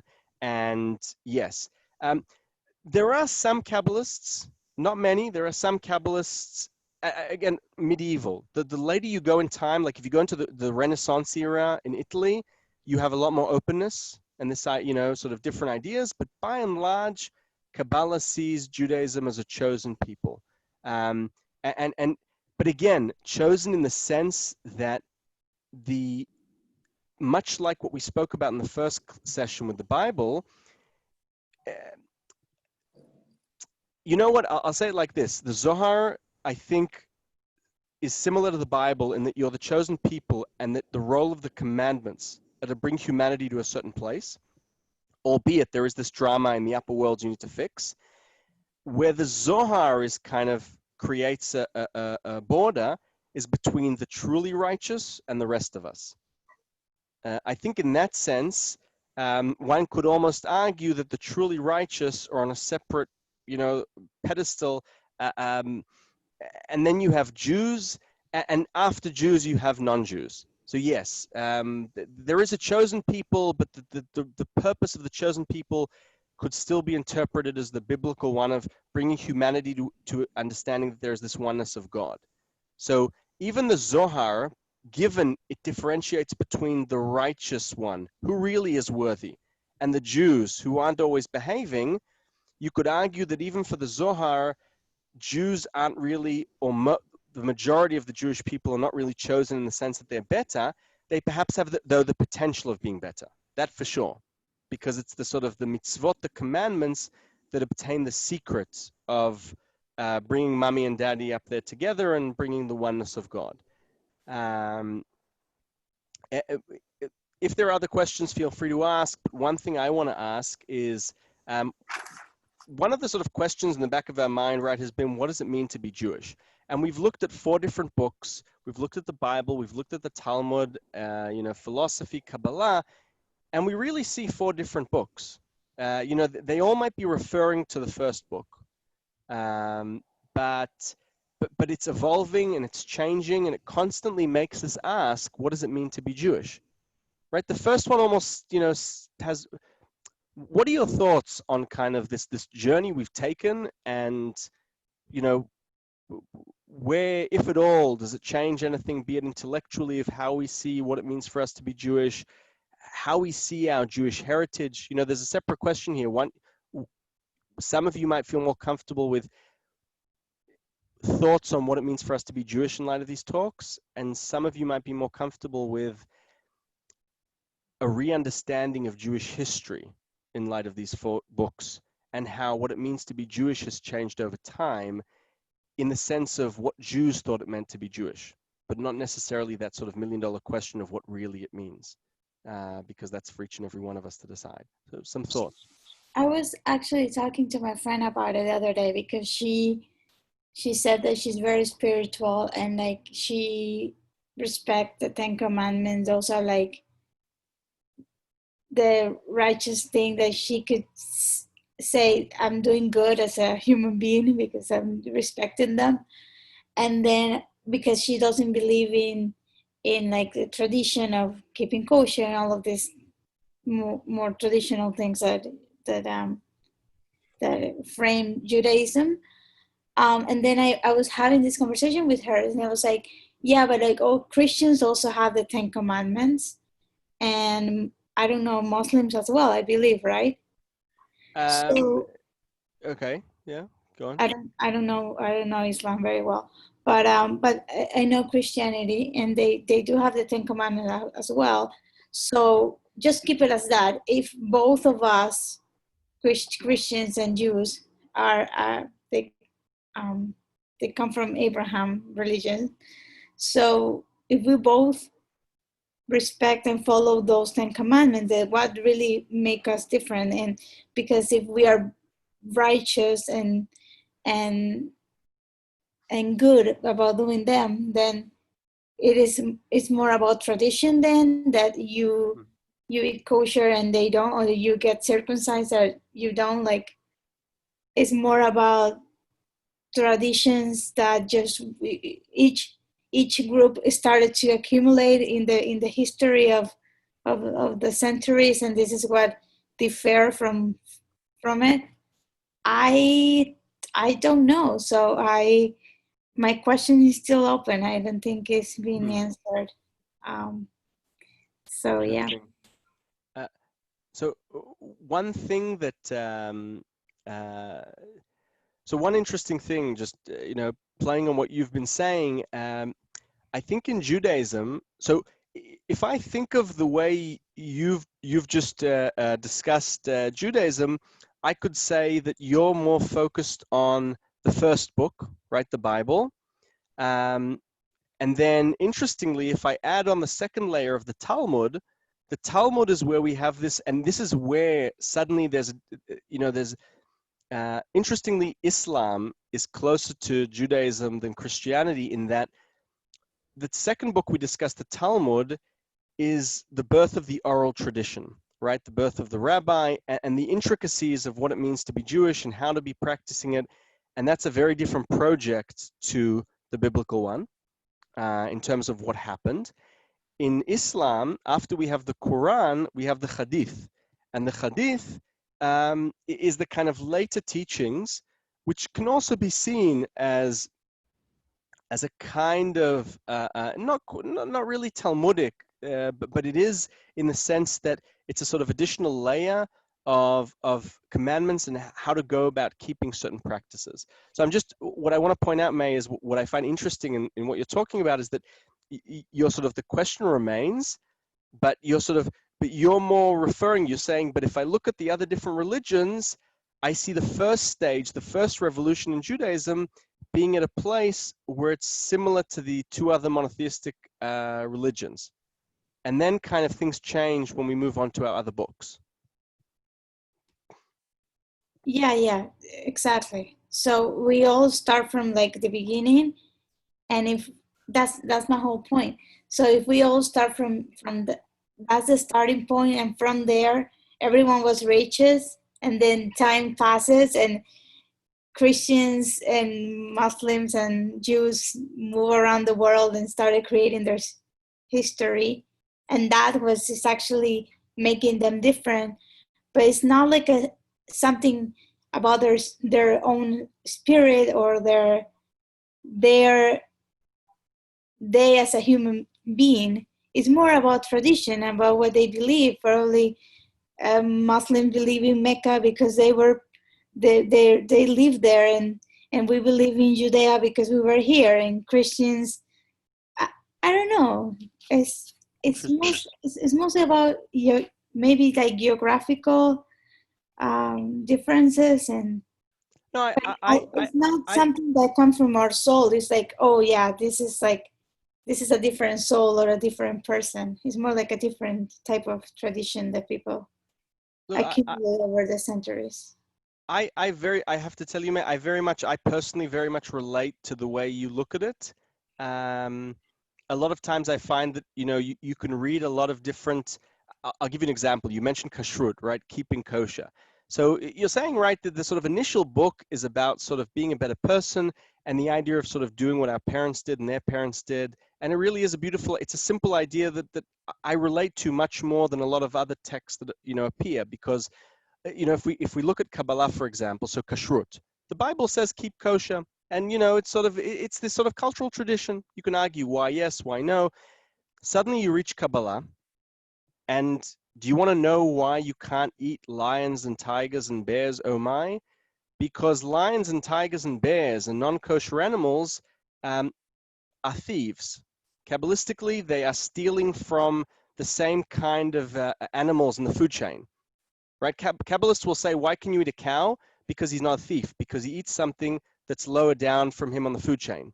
And you need to keep the food chain going, right? The same reason that cannibalism is wrong is the same reason why lions and tigers and bears are out, because they eat their predators. Now, what you're in fact saying is, this is a very new and radical and different idea, but you're saying, let's keep it simple. Let's keep it, there is a God that our parents, that they went by and that they went by, and it's about tradition, it's about family. It goes back to sort of ideas of community, ideas that we spoke about in the first lesson. I relate. What you're saying makes perfect sense to me. It really does. It's a beautiful idea. Anyone else? I would like to react on what May was saying, because I heard, I don't know like how accurate this information is, that in certain Kabbalist interpretation, the Israel was not the Jewish people, but the people in general of all the people. So my question is if this is something which is not really like accepted in the Kabbalistic circles, or have you heard that this kind of idea?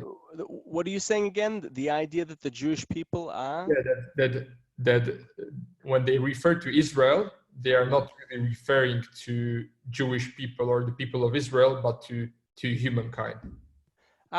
Actually, usually when the Zohar talks about Israel, it's not really talking about Israel, it's talking about the feminine aspect of God. I think even in cases where it talks about general humanity, I think it's pretty safe to say that Kabbalists have an idea of a separate people, a differentiated actual people. Many times, especially the Zohar will talk about, if you talk about Abraham had several children, and sort of from Ishmael come then, Hinduism and different, it's like this idea of Eastern traditions. The Zohar talks about that Abraham gave, it doesn't say Hinduism, but it says Abraham gave presents to his other children from his other concubines. And the question is, what are these presents? He gave them esoteric knowledge. And then the idea is, that perhaps Moses de Leon is meeting people from different places, and he's learning about different stuff, and he's reinterpreting who these different people are. But I think the vast majority, the idea is, if you have a reference to that, I'd like to see it, because I don't usually, sort of text that I've seen, Israel refers to the people of Israel or to a divine entity, but it wouldn't surprise me if there was a Kabbalist somewhere that had a different interpretation, even a universalistic interpretation. Again, especially if he's from this kind of Renaissance era or later. Different eras in time, and the way non-Jews behave towards Jews, I think, has an influence on the way Jewish texts were being written and the way Jews saw the world. We can see this. Texts that are written right after the Spanish expulsion are the most poisonous texts against non-Jews. And you have to ask yourself, why is it that texts written in 1500 are more poisonous, or, in 1495, more poisonous than any other text regarding non-Jews? You can't not put history into it. So in that sense, it changes. But I think by and large, there is a kind of consistency in understanding where the Jewish people are. Any other questions? I have one more. Considering the Hasidic Jews, I mean, it was for me like a recent discovery that basically they were the first Kabbalist. And it's kind of paradoxical, because for me, like, the mysticism is kind of antidote to the fundamentalism, and my experience with the Hasidic Jews in many places was like very, very fundamentalist, very closed-minded. Not so. Where is the mysticism, or what is the way of perceiving this kind of Kabbalistic? So Hasidut is a movement that starts in the mid sort of 17th century. They're not the first Kabbalists. It starts 17th century. Hasidut is, I guess you could say that if Kabbalah begins in the 13th century, and it's a theosophic system, an ecstatic system, it's the idea of, the stuff we've been discussing, then 17th century, it becomes human psychology. Kabbalah gets a human psychological twist, and it becomes all about how to better ourselves. And in that sense, the Hasidim are kind of like, it's a new kind of Kabbalist. It's a mix of a few stuff. If that, can you hold on for one moment? Yeah. One moment. I'm terribly sorry. One moment. One moment.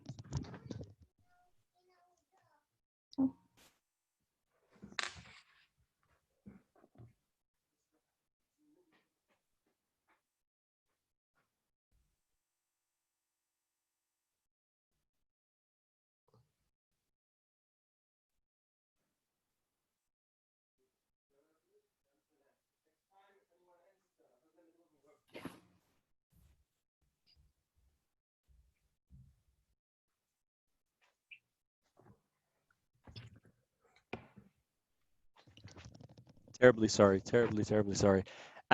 So Hasidism is a separate stage, a later stage. There's a lot of debate about what's the difference between Kabbalah and Hasidut. It's accepted that the first Hasid, or the sort of birth of Hasidicism, starts with Rabbi Israel Baal Shem Tov.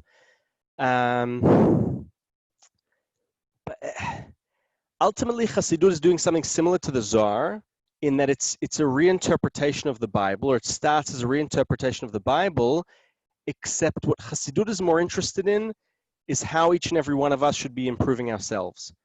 So it really is a kind of, remember, also, if you think of historically, we already have the birth of the individual, and the individual is already very prominent in Hasidic writing. So it's kind of taking Kabbalah, but bringing it down to earth. That's put in a nutshell. It's like Hasidut is a huge separate topic. Who else had questions? Yeah, I have a question, and it also gets together with the idea of Orthodox Judaism. So if we, because I was talking to my friend, I was that exactly about that. Then if you don't observe kosher, for example, then those are things and traditions that, for example, liberal or reform movements are that's the whole debate between, like, are you Jewish enough or are you observant enough? What makes you different then? If you are, yeah, you're a good person, you're not, because you're respecting your parents, you're not killing people and all of that, but you're not respecting Shabbat, you're not respecting kosher. So are these traditional aspects that obviously Shabbat is also in the Bible, but like that will differentiate you from the other religions. So what do you think about that? The most traditional Orthodox religions will be the ones that are, like, you can describe as more righteous, unquote, like you were talking before. Okay, so I think that the question of what it means to be Jewish, and this really is the question that, I think is of interest here. The purpose of bringing these 4 books was kind of to be able to say, let's look at 4 different books written in 4 different times in history with different backgrounds, and they have completely different notions of what it means to be Jewish. Now, yes, the 4 books that I brought also happen to be books that, if there's one common denominator, one thing that is sort of, in each and every one of them, it's that you need to keep the commandments, right? That's apparent in the Bible, it's apparent in the Talmud, it's apparent in the Guide for the Perplexed, it's apparent in the Zohar. The reason I happen to bring, by the way, those books is because what's fascinating is that even if there is a common denominator between them, they are still worlds apart. They are almost, as if you could say, different Judaisms. And it really does make you wonder, if you think of sort of the Age of Enlightenment, going back to Germany, Avraham Geiger, the start of the sort of conservative or reform debate.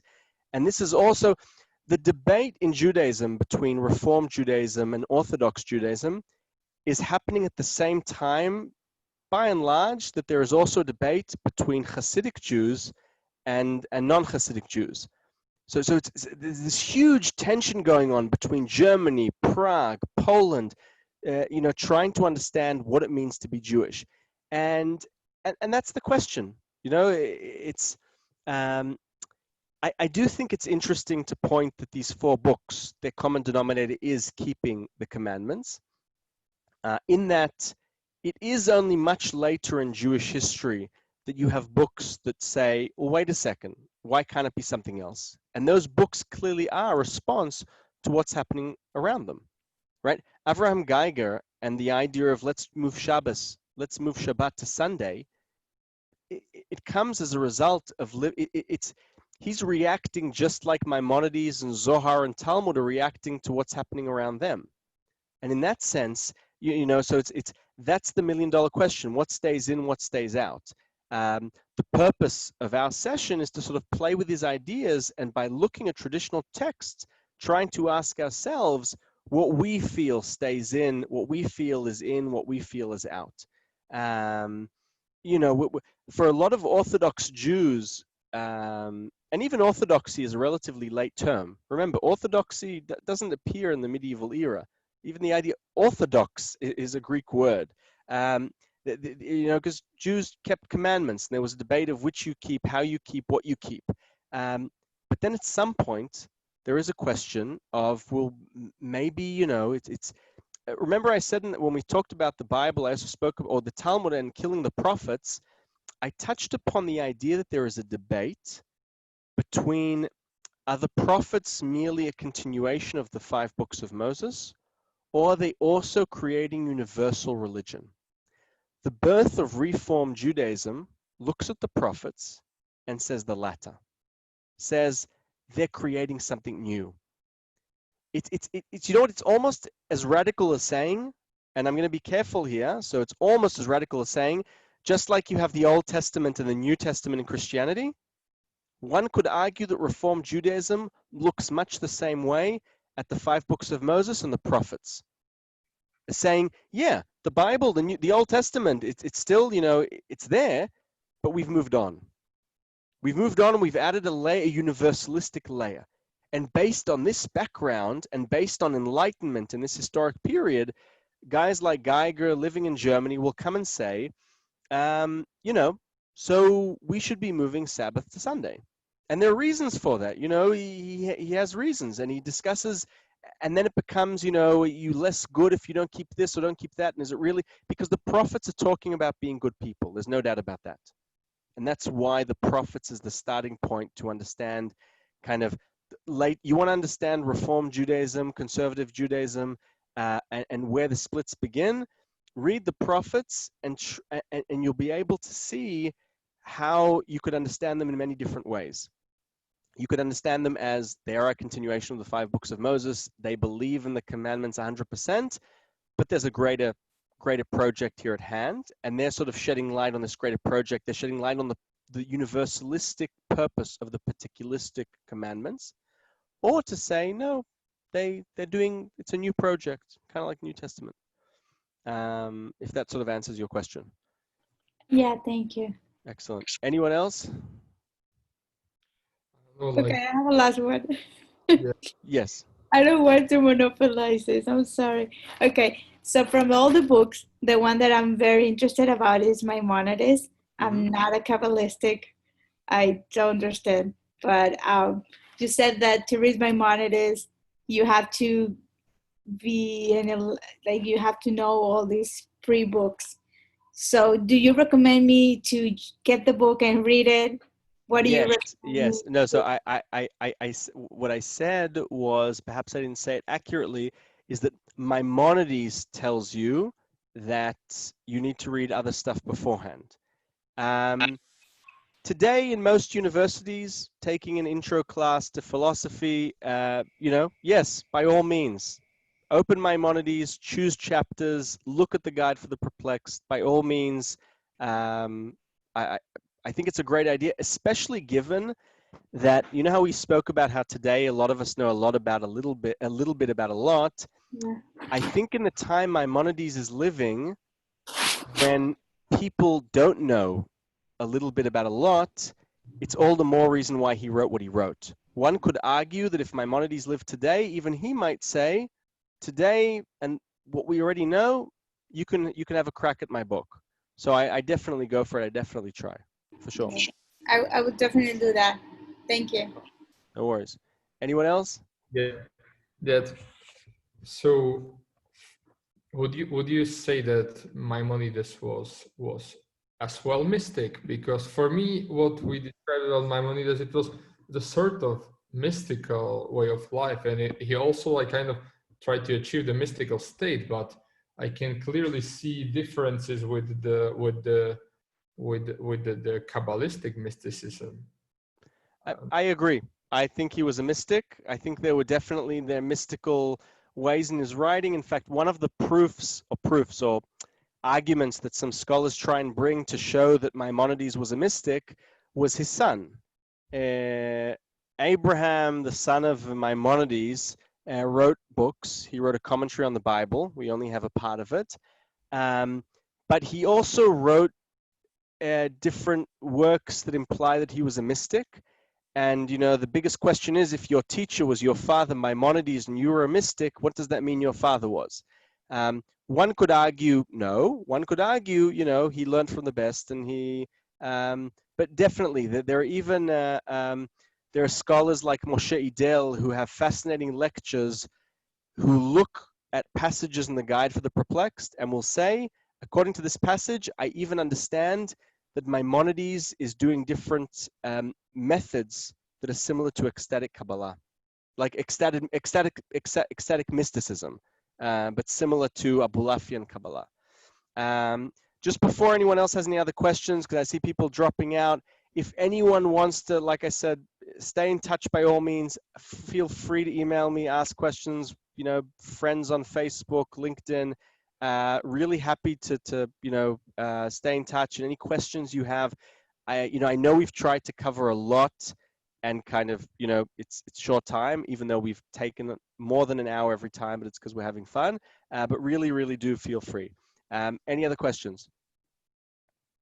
Yeah, I would like to ask, because this is like a little bit maybe controversial, but I'm kind of curious. Like, yeah, the Hasidic Jews, especially like in Israel, and as you mentioned, like they are, as you said, they focus on the individual. But then when they are throwing stones to people in like the LGBT prides in Jerusalem, I don't know, like if they are really focusing on individuals. So I kind of, in my conception, it's very difficult to understand their psychic life. Like, are they kind of mystic, but still they kind of aggressive and do all this behavior, which in my association, it's not really how a mystic would behave. And I don't know, like it seems like a lot of greed and anger there in certain types of behavior. Okay, so Maybe I'm first, generalizing, but some of them, so we need to be careful with the terms we use, because you said Hasidic. Differentiate between Hasidic and ultra-Orthodox. Oh yeah, I'm sorry. Okay, being Hasidic is a kind of branch today within ultra-Orthodoxy. In fact, you know what? No, it's not true. It's not a branch within, because you can have someone who is Hasidic and modern Orthodox, or even secular and live a Hasidic lifestyle. So we're talking about ultra-Orthodoxy. Look, I think the idea of stone throwing, I think we have extreme people in any religion and in any culture, and it's a question more of human psychology than it is a question of religion or philosophy. The idea that you have extremism. I'll give you an extreme case. Abraham Abulafia. Avraham Abulafia was a 13th century mystic. He, through ecstatic meditation, one day feels he's cleaving with God, and he believes that he wrote this, he believes the way he is going to bring the Messiah, bring redemption, happily ever after, he needs to go and talk to the Pope. Okay? He goes to Rome. He says, I want to talk to the Pope. The Pope sends messengers and says, if that man comes to me, I will kill him. Abulafia doesn't budge, God being on his side, and he still enters into Rome, comes to the Vatican, and then he is arrested. As the story goes, while he is arrested, the Pope dies.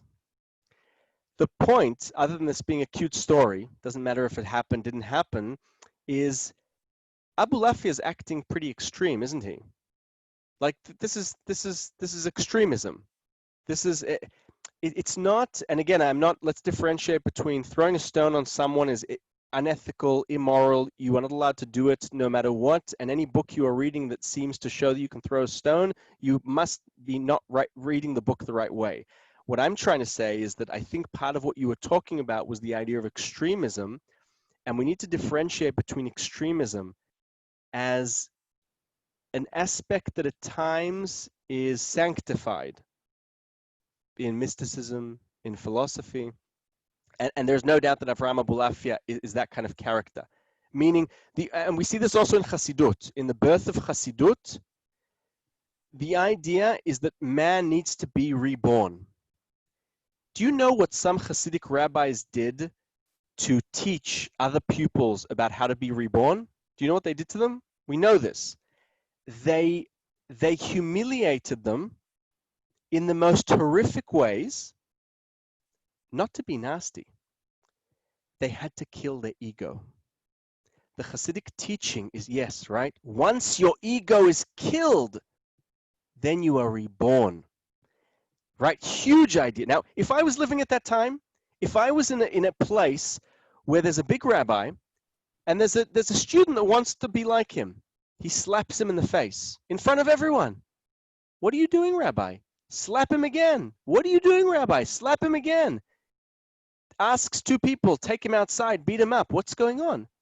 We have to kill. It's desperate times call for desperate measures. Do I believe in that? I don't believe in that in the day-to-day life, but the heads of the Hasidic movement did that. So it's a separate argument to why does someone throw a stone? Like I said, you're not allowed to hurt someone else. But it does make you ask, and again, I'm not comparing the cases. Anyone who throws stones on someone because you're not keeping Sabbath, I don't see how that can be allowed. That's simply not okay. That's not, God. I don't see how any God is okay with that. But you must ask yourself, how could a Hasidic rabbi humiliate in front of everyone? And I'm reminding you that in the Talmud it says that to humiliate someone in front of anyone else in public is as if you have burnt them. So you're going against the Talmudic saying of humiliating someone is one of the worst things you can do. You're going to do it because you need to kill their ego, right? That's so the question of extremism is a big question. So let's think about that. Does anyone else have any questions?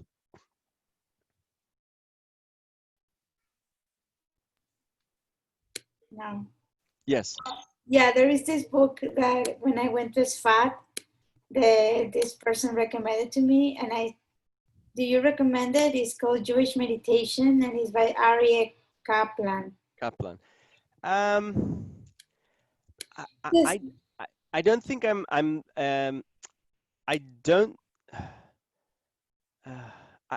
don't think I'm the sort of I don't think you should listen to my suggestions is the first thing I want to say.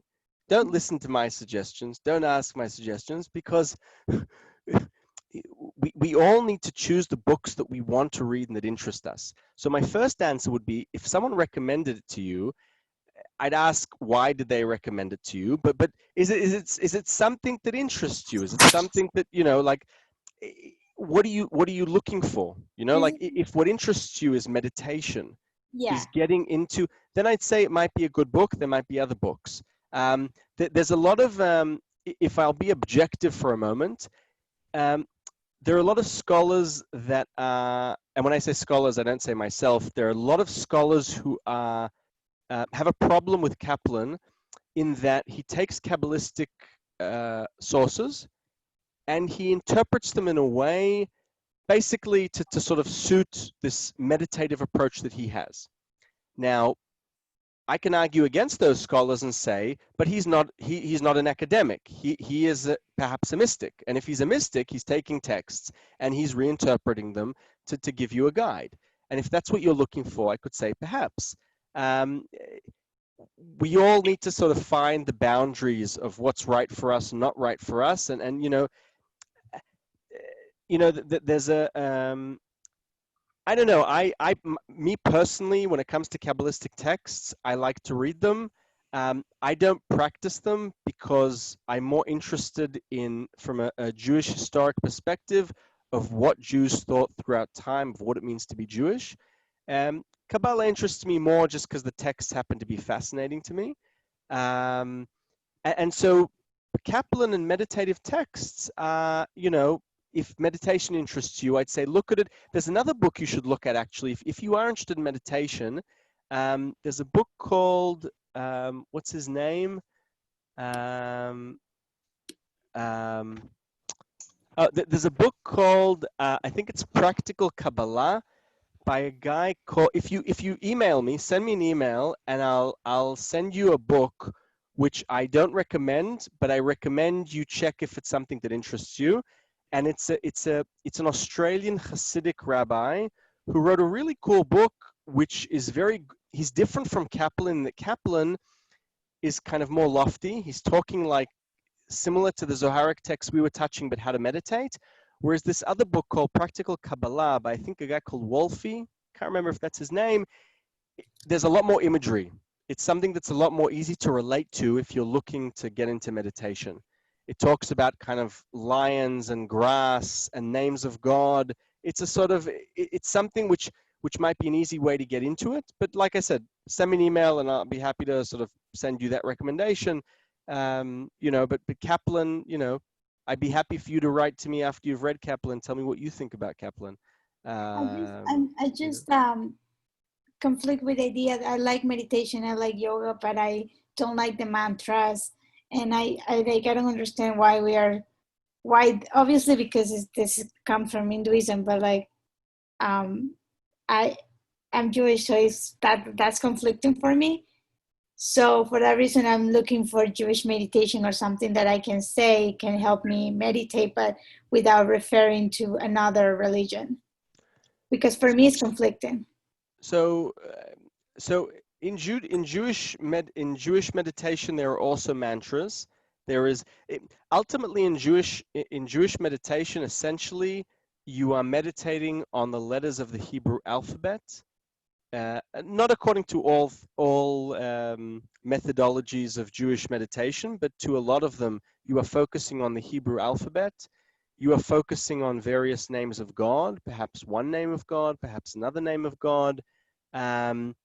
You're ultimately trying, but your goal is the same goal as Hindu meditation and others, and perhaps Shiite or Ismaili meditation, where you're trying to get out of your consciousness. You're trying to think in a way that isn't thinking. In that sense, all meditation are the same. And I'd even argue that, you know, a big question is where does meditation start? Who invented meditation? It's not clear if it's something that started with Hinduism. Is it something that started with the Greeks? Is it something that started with them? It's just like we think that reincarnation starts with Hinduism. I found texts that perhaps point to that it starts with, well, it probably starts in Greece, reincarnation, but it might even then evolve in Muslim countries and not sort of in Arabian countries and not in Hindu belief. And I think the same goes with meditation, but that's why I guess what I'm saying is, yes, I agree with you that if you have belief and you have Jewish belief, it makes sense that you'd be more comfortable with Jewish practices, and there a lot of them really do focus on either focusing on ideas, focusing on letters. There are even some Kabbalists who say that when you pray, they attribute certain names of God to certain colors. So like imagine trying to pray, and when you're thinking of a certain name of God, you're also then thinking of a certain color. Right? So it's sort of it's a huge world. Any other questions? Any thoughts on Michael Leitman and Nay Baruch? So Michael Leitman. So Michael Leitman, you guys, it's like Berg, Leitman, Kaplan. These are all, again, these are controversial characters. Again, not to me. The reason I smile and laugh is because it's like you'll find people that follow Leitman and love Leitman, and people that can't stand what Leitman's doing. To me, it's not. Look, Leitman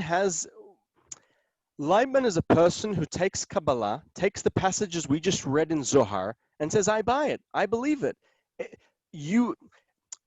It's a step forward. The most radical Kabbalists believe that the only way redemption is going to come is if you spread the Kabbalistic secrets to everyone. I even found a Kabbalistic text that was written in Jerba. Jerba is an island in Tunisia. And there is a Kabbalist there that wrote in the 20th century, if you don't study Kabbalah, you are actually killing the Messiah, right? Crazy. Like that's, I only found that in Jerba, Tunisia. Only place I found. It's the most radical text I've ever seen regarding Kabbalah. But there is an idea that goes back to the medieval era with a book called Sefer HaKana and Sefer HaPliya, that basically it's my way or the highway. You need to study Kabbalah. And if you don't study Kabbalah, you're not being Jewish, and surely Messiah is not going to come. And that's also what Sabbatai Tzvi tried to do, the false Messiah. The false Messiah movement, or the Sabbatian movement, is all about we need to reveal the concealed, we need to make the concealed unconcealed, we need to reveal God. And that's what Michael Leitman is doing. And in that sense, he's following a long-standing tradition going back to the medieval era of Kabbalists who believe redemption will come when we reveal this. Now, some people have problems with this because, you know, should you be revealing the secrets? Should you not be revealing the secrets? You know, and so on and so forth. But that's the thing, is you could spread Kabbalah to the whole world or just to the Jewish people, and also, like, there is, like, in pop culture, there is all these people that are not Jewish that follow also Kabbalist ideas. So that's conflicting. Can you hold on for one more minute? I'm happy to continue, but I have to hold for one more second. Are you willing to wait? Terribly sorry. One moment. I'll be right back. One moment, May. Yeah, like that's Lightman's approach. He's like Kabbalah for all the world, not even need to be Jewish, you know. Okay, and I never read him, so I don't know.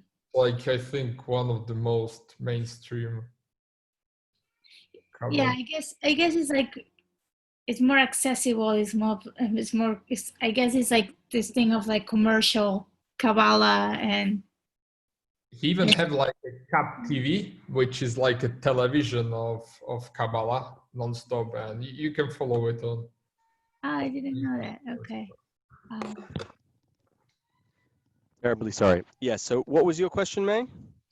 I was asking you about specifically that Kabbalah, if you don't study Kabbalah, the Messiah won't come, but just to the Jewish people or to the whole world?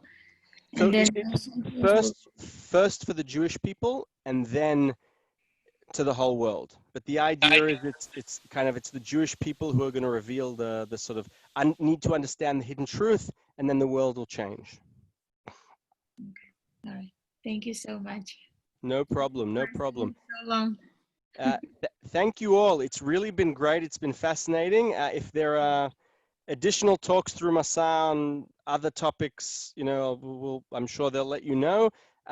It's been a lot of fun. Thank you very much, all of you. Like I said, please feel free to stay in touch.